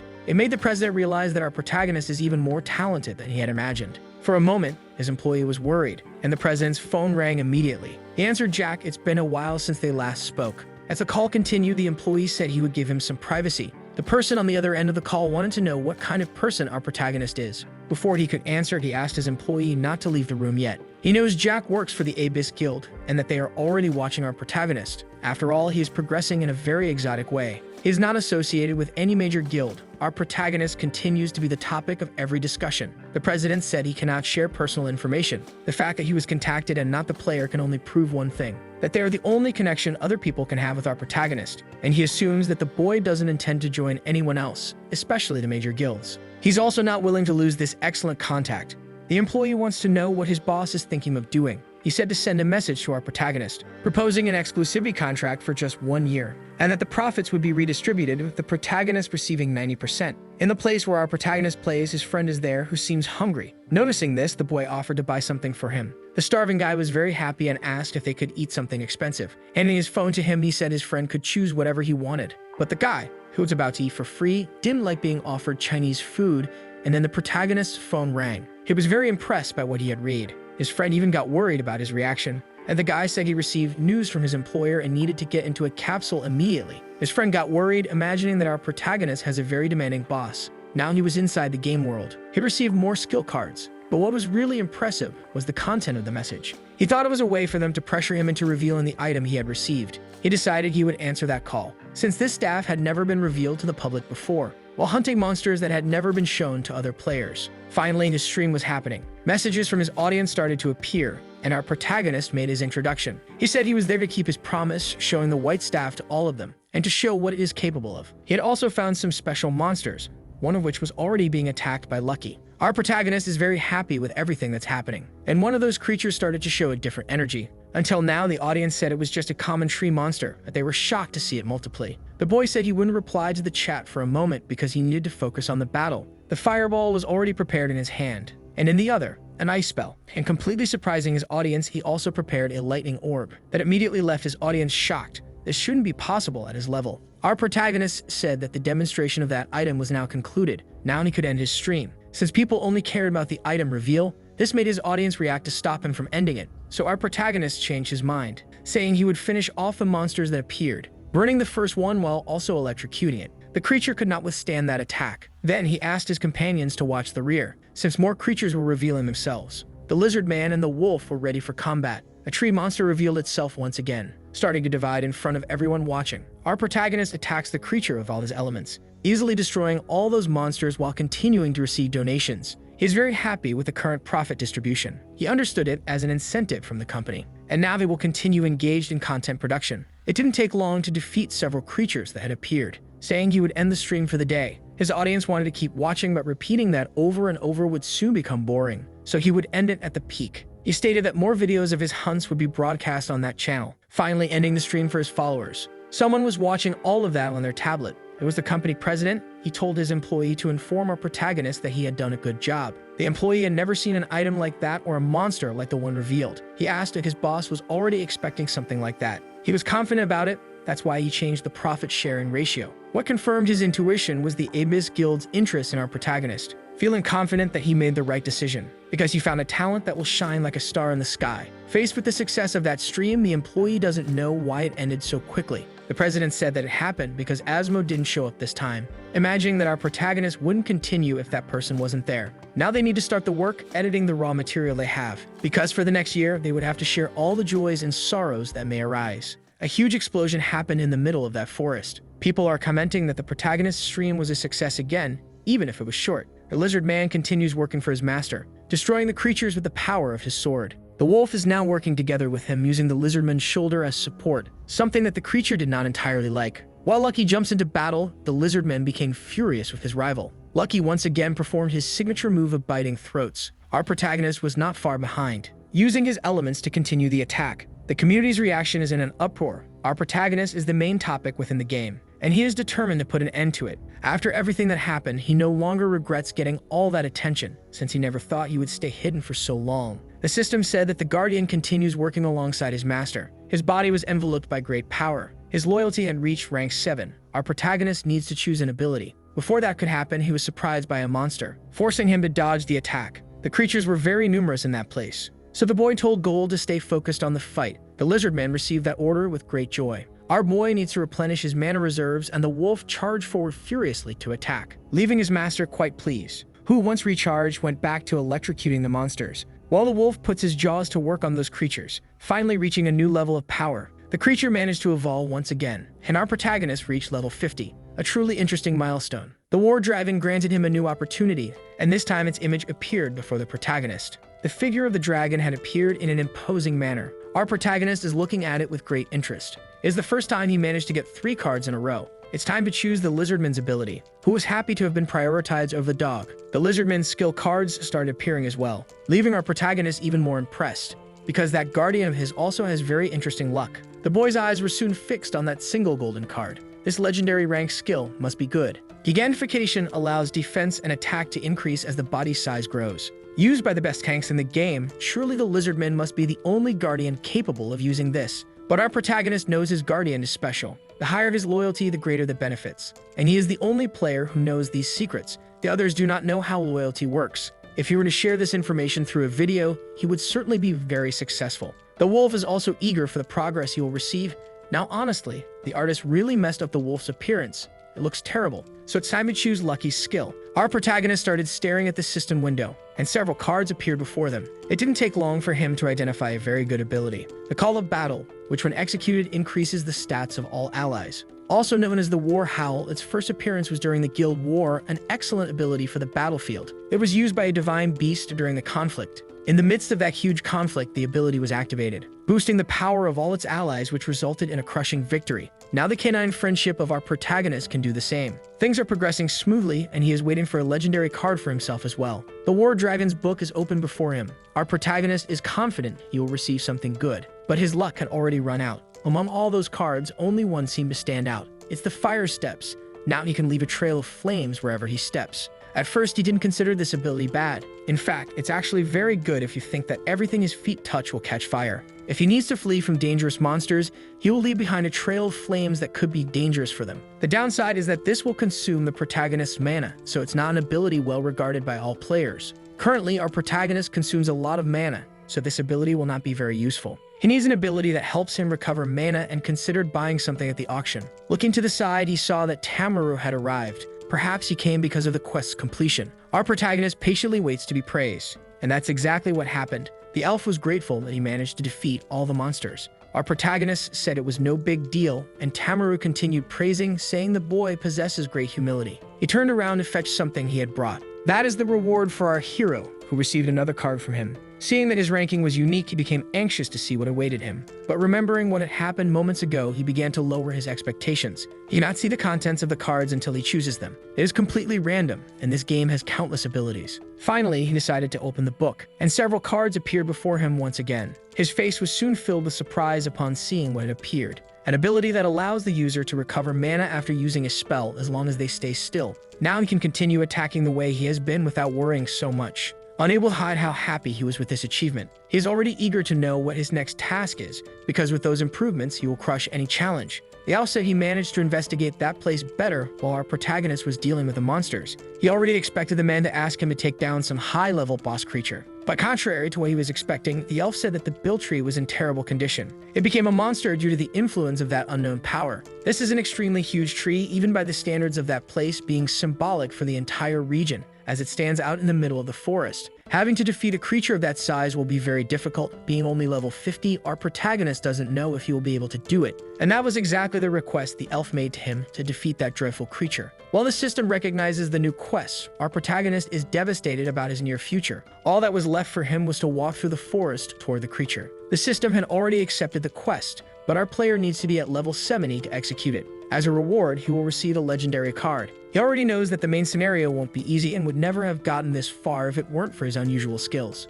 But even faced with that difficulty, he has no idea what will be necessary to achieve victory. Creatures of that size can only be defeated by teams of at least 10 players. And they can't be just anyone, they need to be professional players. The difficulty of this quest is completely different from what he has faced so far. He will have to defend against attacks that would be dangerous for teams of 10 players. At first, he thought that with mana regeneration his life would be much easier, but he needs mana regeneration points and money to buy them. Back in the real world, he returns home while thinking that he has been spending a lot of money lately. He is still far from the budget he needs to prepare, and he doesn't know what to do now. Taking a loan to buy items is something very strange. He can make money through live streams. Recognizing that one of his priorities would be to increase his level a bit more while thinking about it, his phone rang. He had received his salary from the Rising Star channel. Only then did he remember that today was the scheduled day to receive the payment. Our protagonist went to check the amount he had received. He was very surprised to find that it was $25,912. He has no idea how much he had actually earned. With that amount in hand, things could be very different. But the first thing he was going to do was send a thank you message to that company, writing a simple thank you to them. He thought he was being a bit boring, so he decided to improve it, starting to write a much longer message. It was in that moment of distraction that a woman ended up bumping into him, which caused her to fall to the ground, just like our protagonist's phone. He apologized for what happened since he wasn't paying attention to where he was going. The girl seemed to have hit her head because she brought her hand to it in pain. This made our protagonist worried, thinking that he might have hit her too hard, and he asked if she was hurt. The girl became embarrassed and started stuttering to answer. At that moment, the boy noticed that his phone was on the ground, next to the girl's cap. She became worried that she had lost her hat, and our protagonist was worried about his phone. Both reacted at the same time to grab their belongings. And a romantic cliche just happened. Their hands touched. The girl became even more embarrassed because of it, but as soon as she put her cap back on her head, she continued on her way. Our protagonist's phone was still working, and while thinking about finishing that message, he realized that the girl was strange but hopes that she didn't read the content of that email. That girl is named Lee Seol, and it has been a long time since she last looked someone in the eyes in real life. She has a phobia of people. All she does with her life is play that game because life is different in the virtual world. She is adored and recognized as the muse of the Abyss Guild. This is so important that the game has become her second life. It was to it that she made a return. Being warmly welcomed by Merlin, the girl asked if the next raid had already been scheduled, but they have no response from Emma, who said she would notify the members if that happened. She was also instructed to keep an eye on our protagonist, because Emma told everyone that he will become a dangerous individual in the future, putting the guild's survival at risk. Merlin asked if she knows who this person is, and the girl said she had seen some videos. After saying that, the call was ended. If the guild leader spoke about him, it's a sign that he must be a really dangerous person. But as she left that hall, she thought it had nothing to do with her. In the Rising Star building, the employees are in the middle of a meeting. It's the first time they had such a large profit margin. Faced with these wonderful facts, the president recalled that there's a restaurant near their office and suggested having a dinner to celebrate the company's success. His employees were very enthusiastic about this, until an employee said that our protagonist had sent a reply. There was nothing special about it. He was just thanking them for the payment, saying that he would soon send more content. But that's not how the president saw that message. There is nothing more special than words coming from the Archmage streamer, the one who obtained exclusive items that not even Asmo has yet, a player who revealed unknown monsters to the community. That definitely was not a simple message. So he asked the video production team to come to him. The employees reminded him that he had talked about the company dinner, and the president said they would do that after finishing their work, because that day it was necessary to work overtime. On the internet, players are talking about the new video from our protagonist. It was an edit of what was shared live. Not everyone likes the material, but there are those who enjoyed the final result even though it was no longer fresh content. Others are impressed with the quality of the video. It resembles a high-quality movie. A guy is impressed with the item revealed by our protagonist and started wondering how much it would be worth in an auction. Our protagonist thought they would release the video next week, but realized they had brought the release forward and thought that maybe he was being pressured to generate more content. The problem is that he needs to spend the equivalent of $20,000 on potions just to do the current quest. Then he saw something interesting in the comments section. The player Asmo left his words there. He couldn't watch the last stream because he was busy. He wished it could happen at a time when he could watch, stating that he would make donations. Our boy saw in this a great opportunity. Even other players want to see this duel between big spenders. After getting up from the armchair, he asked his friend to prepare a capsule immediately because he needed to play. He finally entered the Berserk Forest. He is there to fulfill his mission. He felt an unknown power in that region. The tree was reacting to his presence, and now he wouldn't be able to leave that forest. Our protagonist is estimating an area of 500 meters. It's time for him to start his most challenging endeavor. The most intense part of an RPG is the colossal creatures, and that one is level 77. In his previous account, he was already at level 180 when he defeated his first giant monster. The amount of health that creature has is truly frightening, something he was already expecting considering the size of the creature. Its movement is very slow. He confirmed to the system that the creature has 3 phases, and it can use self-destruction when its health drops below 10%. Our player's preparations had already been made. He was going to start the stream. He was already preparing his opening speech for his audience. Introducing himself to them, it didn't take long for the donations to start coming in. He said that today he would defeat a new boss creature, the Biltrink. It would be better for the players to come see it with their own eyes, showing them the enormous creature, a gigantic tree much bigger than anything around it. Even from a distance, they could tell it was enormous. Our protagonist said he would start immediately, and a player noticed that he was carrying some very expensive potions. That one he was drinking cost 700 gold coins. He immediately used his mana regeneration field ability. After that, he was already prepared to cast his spells, sending the first attack toward that colossal creature, which was followed by several others. The players don't know how our protagonist manages to hit from that distance. Since then, he hasn't stopped attacking for even 1 second, landing several hits on the boss creature. However, the more he attacked, the more reflective the boy became. His audience was really enjoying what was being streamed. Knowing that this quest wouldn't be easy, our protagonist kept attacking. Those watching the stream couldn't tell what the best attack strategy would be. And after using several spells, our protagonist's mana had run out. So he pulled out a very expensive potion of herbs, drank it to recover because the problem with his class is its mana limitation. People realized that things were about to get very dangerous as the creature kept getting closer. A little over 50 meters separated the two. Some started saying that he should run. As the terrifying monster kept approaching, donations kept coming in. Far away in another place, Lucky used his taunt ability to get the boss's attention. Our protagonist wasn't worried about being the target since he had already planned for that. As soon as Lucky used the ability, the colossal creature shifted its focus. And to do that, it moved one of its huge arms. The system announced that the monster was using pruning, showing the audience that its arms were transforming, and from its own body, other creatures began to appear, as if it were splitting. Our protagonist realized they had already reached phase 2. The dog is quite far away and might not be much help if our protagonist needs it, but the lizard men won't let anything get close. Those monsters could try to touch the protagonist, but succeeding is another story. The boy authorized the lizard men to fully enjoy that experience. The creature's body started to glow and tremble, and its size began increasing. It was at that moment that Asmo started watching the stream,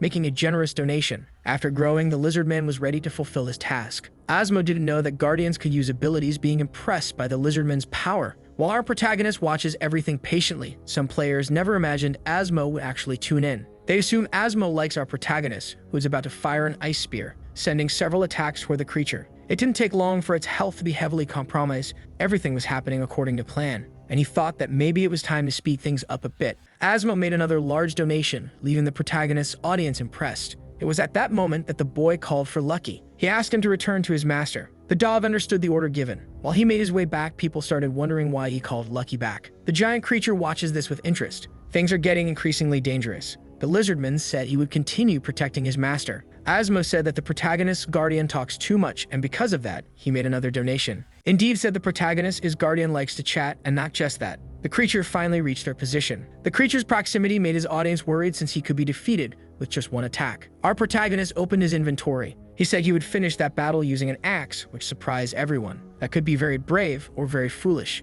The creature's body began to glow, releasing a huge amount of energy, and our protagonist noticed it immediately. The big explosion happened. The monster used self-destruction, raising a huge cloud of smoke through the forest air. Regardless of what had happened, the audience remained very entertained. The silhouette of the lizardman could be seen within the smoke. Everyone on the protagonist's team is alive, but he didn't want that explosion to happen. Looking ahead, he realized that the worst-case scenario had occurred. He wanted to finish the creature with a cool technique, but it ended up self-destructing. His audience said that he is very lucky since he could have died from that explosion. Smiling as he read those words, our boy acknowledged that everything went exactly as planned. This way, no one would find out that he already knew about the self-destruction. The system announced that he had defeated the creature, receiving several titles for it, and items were added to his inventory in addition to leveling up. He could finally end that stream, but he was very impressed to see that more than 120,000 people were watching him. That left him very grateful and fulfilled, saying to them that the ending didn't go as planned, but he thanked everyone for watching. Asmo really liked what he had seen and made another donation of 20,000.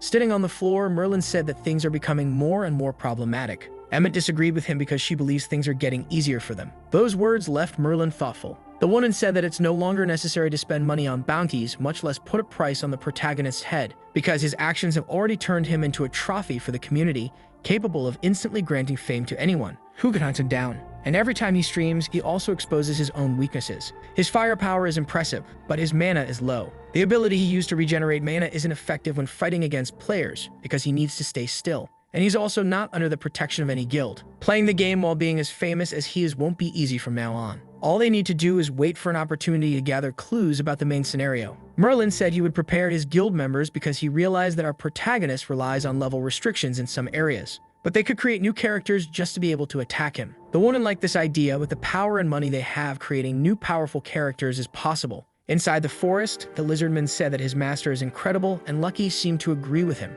Our protagonist would never have managed it without the help of the two, and he praised the work they did. Now he wants to see the titles and the rewards he had received. One title increases all his stats by 20 points. The other increases his health by 29 points. That is truly a huge reward. But rewards from the main quest are also good, and he's already eager to receive lots of items. When opening his inventory, he came across something peculiar. He had only received 2 items for defeating the creature. He started thinking that maybe he had forgotten something. That doesn't make sense even if it's a unique ranked creature. Not understanding what had happened, he started thinking that this game is really trash. After seeing his master devastated, the lizardman swore revenge on the person who made him sad. But our protagonist said that if he wanted to carry out his revenge, he would have to destroy the very world he lives in. Still discouraged, he decided to open the treasures he had received. The first item that appeared before him was a staff that holds the mana of the creature. An item like this isn't very useful for our boy because it increases intelligence by 1 point and mana by 99. The most important thing is that the item can be sold. Confirming this information made him very happy,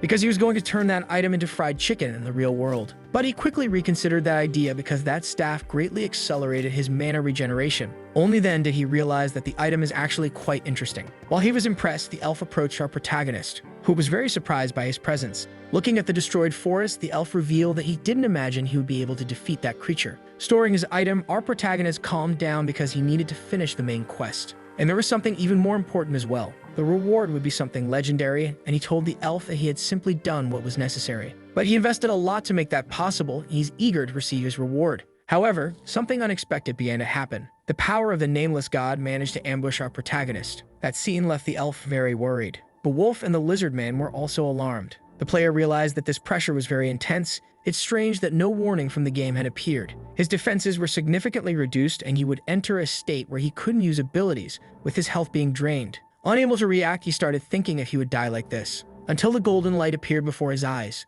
It grew more and more intense until it completely dispelled that energy. The elf had to cover his face because of that bright light, which began to blind everyone who was there. The golden energy was driving away the power of the nameless god. The egg that our protagonist was carrying absorbed all of it. After the energy was dispelled, our protagonist was exhausted. With the dragon egg in his hand, he started thinking that he only survived because of it. That power is necessary to hatch the egg. The system said that the progress is at 3%. While our protagonist was thinking about this, his companions were worried about him. Approaching, the elf said that the player was in possession of an item that he didn't know about. He was relieved that he was okay and told him to talk about the details of the incident with Wigga, who was already waiting outside. This information was completely unexpected. Finally, our protagonist managed to leave that forest. He wouldn't be able to enter it again, and several soldiers were outside. The old man was already waiting for our protagonist, and by examining his facial expression, he noticed that something very serious had happened. So he wanted to know about it directly from him. Our protagonist said that as soon as he defeated the creature, the power of the evil god cornered him and tried to kill him. And it would have worked if it weren't for the dragon egg. Maybe this is a mechanism to eliminate players who skip stages.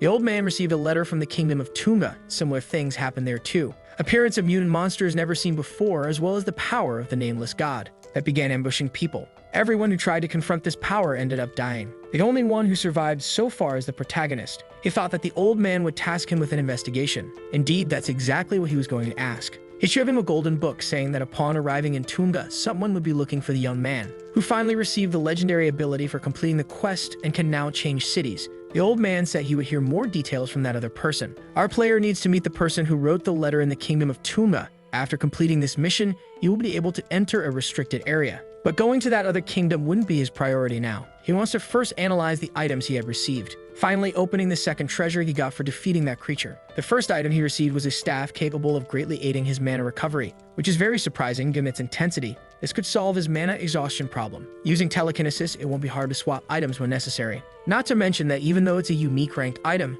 he can sell it for an excellent price. He decided that he would keep it since he needs the staff. Now he needs to decide what the next class will be. In the next kingdom, he will have to deal with dangerous centaurs. He thought he could change the appearance of his guardian to that creature, and it would be good if he could wield a spear. According to the strategy, that's exactly what he did. Thinking about doing a live stream to showcase new weapons, already thinking about the profit he could make. Now he doesn't know whether he should use that skill book now. Before opening it, he thought deeply that he needed the draconic mana. He asked Lucky to howl at the book for good luck. The wolf did as ordered, and the lizardman asked if he should do it too. But our protagonist excused him from that task, leaving the lizard very sad. Finally, the cards appeared before him, and our protagonist started looking for something interesting. The lizardman said that the wolf's intervention didn't help at all until our protagonist said that what he was looking for had appeared. That was going to change his life forever. It was Draconic Mana, a legendary ability. With its appearance, our protagonist's team began to celebrate. No matter what appears in his path, it will be defeated. The lizardman is very happy with his master's progress. He wants to know where they're going now because he will devote his body and soul to following him.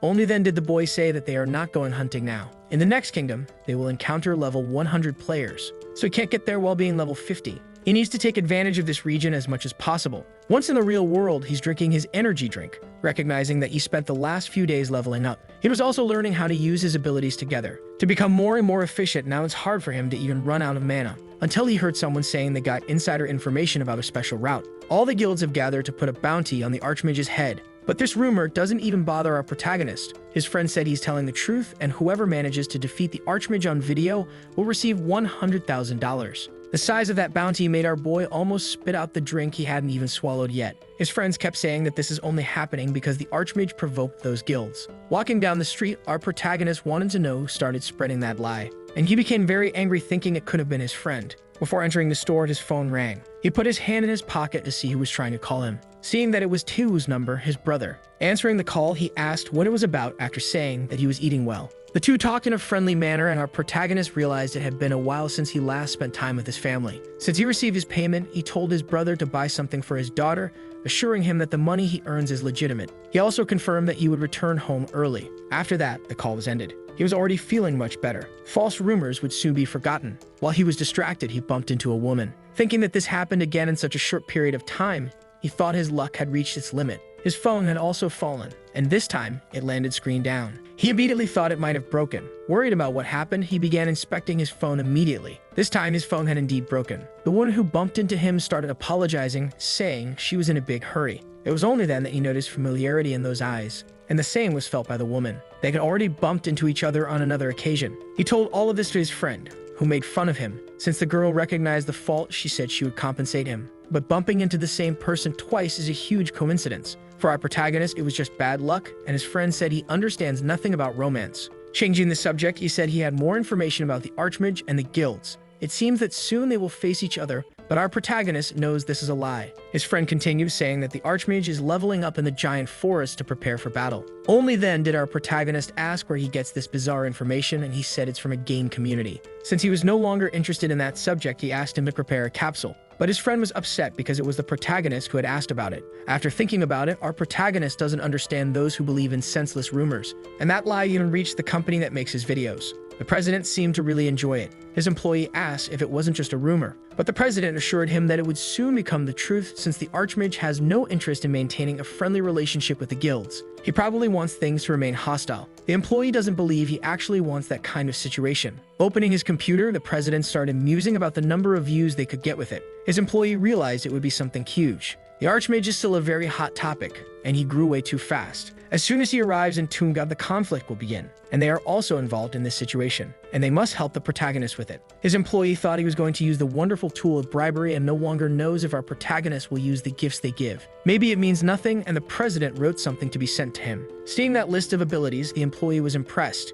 and his boss said the reckless driver needs that kind of thing. Extra protection in case the worst happens. Inside the forest, our protagonist is using fireballs, which are very useful for destroying those trees. He increases his proficiency in the ability as he keeps training. The wolf wouldn't be left behind in that competition, and the lizardman also obeys the master's commands. Our protagonist was already prepared to use another spell. The combination of their attacks is completely devastating, destroying everything in their path. There isn't a single creature in that place that can withstand them. The poor tree monsters are being massacred. Finally, our boy reached level 60, receiving another opportunity from the War Dragon. He immediately opened his inventory to equip other items. Now he has the item set of the Black Trinket. He was wearing the cloak and boots from that set as well. All stats receive 25 points, and he will receive an additional 14 if he gets a third item. He decided he would also put clothes on the lizardman. Now his guardian was properly dressed to practice violence, feeling extremely emotional toward his master for treating him like a loyal subject. But Wolf was upset, seeing that his competitor had also received attention. Unfortunately, our protagonist doesn't have items he can equip on him.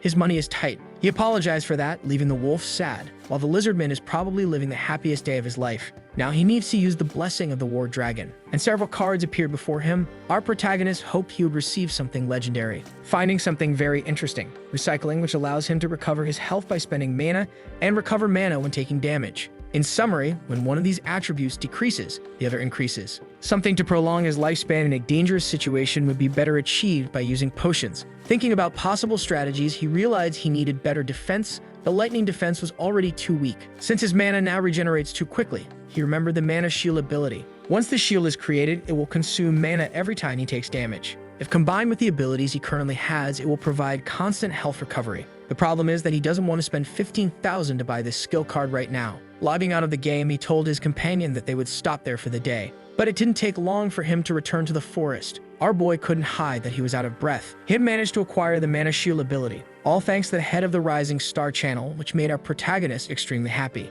The Kingdom of Tunga can only be accessed by passing through the city of Wiga. It is the main stage for mid-level players. The landmark of this city is the Central Castle. The city is surrounded by 4 castles, and the first place players are sent to is the castle located in the west. Our player finally went to that kingdom. Lucky was the first to appear, followed by the lizardman. The players who were in that plaza realized this could only mean one thing. The Archmage streamer had arrived in that kingdom as well. They started getting worried about what he might do and whether he would establish his dominance, since there were rumors that he was going to go to war with the guilds. Everyone was waiting for a declaration of war from him, and were surprised that he seemed to be friendly. One player was worried about it, thinking that gesture might have been hostile. He even imagined that our protagonist would attack him in front of the guards. Full of fear, the player said that he was only looking at our protagonist, and ended up being called by him for doing that. And our boy said that he would take pictures with anyone who wanted, completely breaking the expectation that people had about him. In all games, players who start their journey later than others end up falling behind. By joining a guild, they can receive support,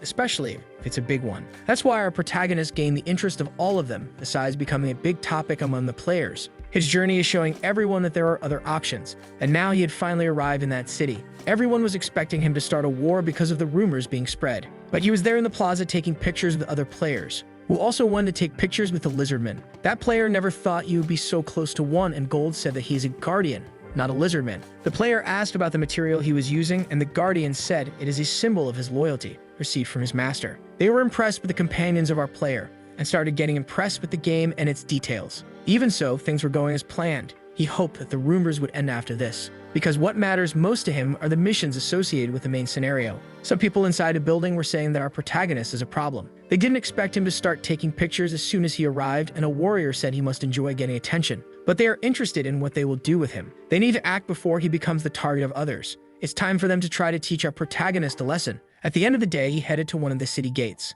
Wherever our protagonist goes, he draws attention, and they thought he had gone out to hunt. As he made his way, he was constantly being watched. The woman with the sword was confident in her plans. Approaching our protagonist in a friendly manner, she asked if he was really the Archmage. She said she was a big fan and wanted to take pictures with him too. Being outside the protection of the city, our protagonist became thoughtful, because he knew they were from the Sneeko Guild. He also noticed that she had several blessings active, which made their intention very obvious. The woman asked if he had changed his staff since he was no longer using the white one. Our protagonist said that one is much better for beating people like them. That group became worried, imagining that they had been discovered, and that he probably knew from the beginning. Their warrior wasted no time and started attacking our protagonist. They are confident in the outcome because they managed to greatly reduce the distance. It's already too late for him to try to defend himself. There's no way a mage can react at close range. Our protagonist keeps defending himself with the staff, while the extras are determined to embarrass themselves.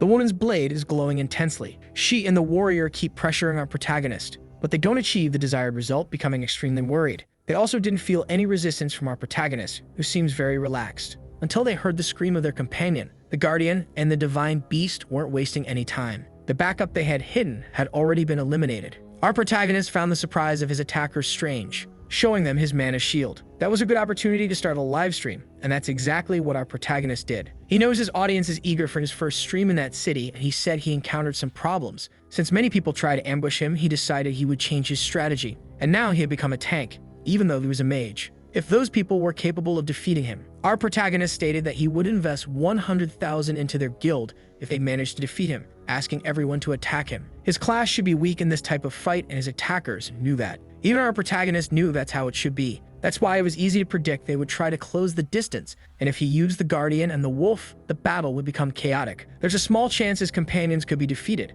That's why he decided he would be the tank in that fight. Faced with their inefficiency, our protagonist started calling them weak and useless, and said he couldn't believe the Sneeko Guild associates with that kind of people. His attackers still couldn't figure out how they had been discovered. The warrior started to panic after cutting through a rosy effect, realizing they would now have to deal with the protagonist's companions. The wolf wasted no time defeating that woman, and our protagonist watched as the fight ended. As soon as everything was over, he checked the evaluation of those guys, which was at 37 points. Now he was going to check the items he had received from defeating them. To avoid escalating the provocation, our protagonist would refrain from taking only the best items. He decided to take the Tunga sword they had. While doing this, he began scanning his surroundings, noticing there were several players a bit further away watching everything he was doing. That was a sign that he should continue with his plan. He wouldn't end his stream now. He told his audience he was going to put on a show. Since everyone came there to see a mage, it was time for them to witness a magic show. His audience imagined he would hunt those centaurs, which are dangerous and aggressive beasts, difficult for a mage to defeat alone because of their speed. Our protagonist wanted to demonstrate his strength to avoid being bothered by weak players,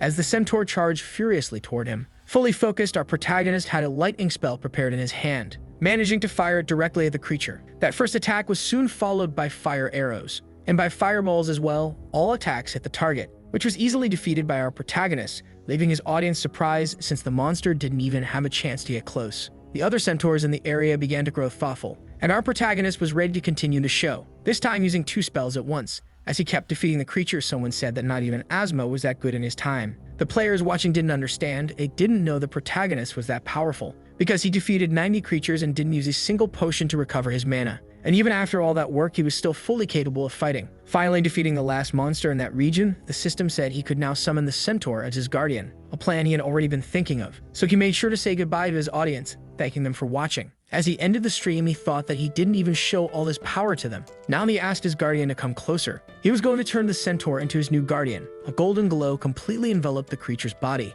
It was now equipped with a spear, the typical and highly efficient weapon of the centaurs. The guardian saluted his master with his new body, stating that he would repay him with loyalty. The wolf didn't like that change one bit, and our protagonist was pleased because now his guardian could do more things. He said he would eliminate all enemies his master needed, and indeed he wanted to test his skills. But they needed to return to the castle now, since he plans to move forward with the main scenario as quickly as possible. Our protagonist finally entered the castle, being warmly welcomed inside. That man's name is Zagara, and he said he is the lord of that castle. Our protagonist did not expect to meet someone so important there and said he was honored to meet him. Approaching, the man said that he must have already heard about the situation from Wigga, about soldiers being defeated by an unknown power. But he heard that our protagonist managed to survive, so he is asking him to find out what that is. Our protagonist is also curious to understand what power that is because he was almost killed by it. The man promised that if our protagonist did this, he would be very well rewarded. The new quest asks him to go to the restricted area.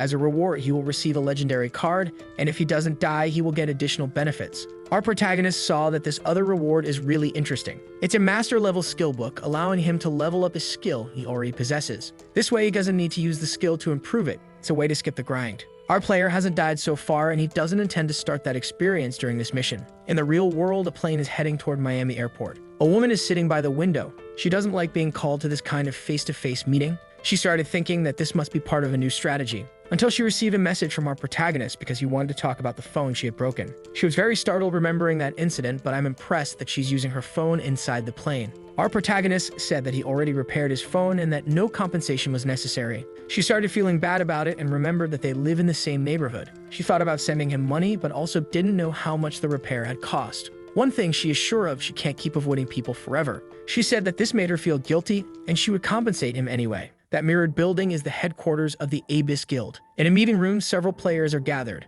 The woman noticed that all the important people were in that room. Merlin started speaking to all of them, introducing himself as the guild master. He thanked everyone for being there and said that the meeting was called to solve a big problem, showing them all the recordings of our protagonist. Some players had already been informed about our protagonist on another occasion, and a woman asked if they were really afraid of a single player. Emma is the manager and was going to handle the explanation. She knows that everyone there knows our protagonist. She said he is destroying the game's ecosystem and does a lot of things that have never happened before. She imagines the players have questions. She said that this player is getting into the game's own system. The company that created it no longer acts in moderation. That's why they have no choice but to take justice into their own hands, using the power of the Abyss Guild for that. From that point on, they would internally place a bounty on our protagonist's head, which left the girl shocked. One of those present said that high-level players couldn't find him because they are in different cities. The woman said that's a good point, so the guild would support players in creating an alternate account, which is extremely beneficial for its members, who are being encouraged to train. The girl realized that this is actually very good, but started feeling something uncomfortable, and the images of our protagonist continue being displayed there.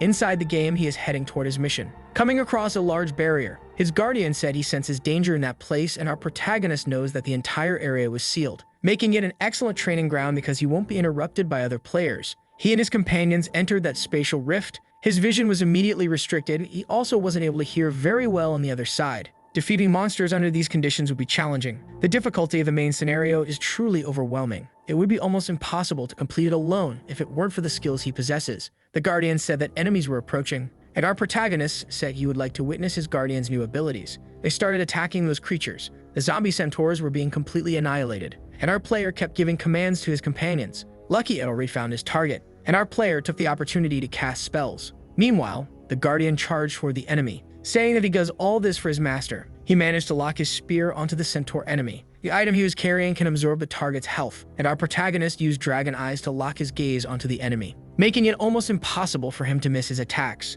sending several spells toward the creature. He finally gained another level. The amount of experience he gets there is very good given the difficulty, and other players cannot access this space. His thoughts were interrupted because one of the creatures was glowing. He realized that it was a specific quest. He told his companions that they couldn't attack it yet because he didn't want to leave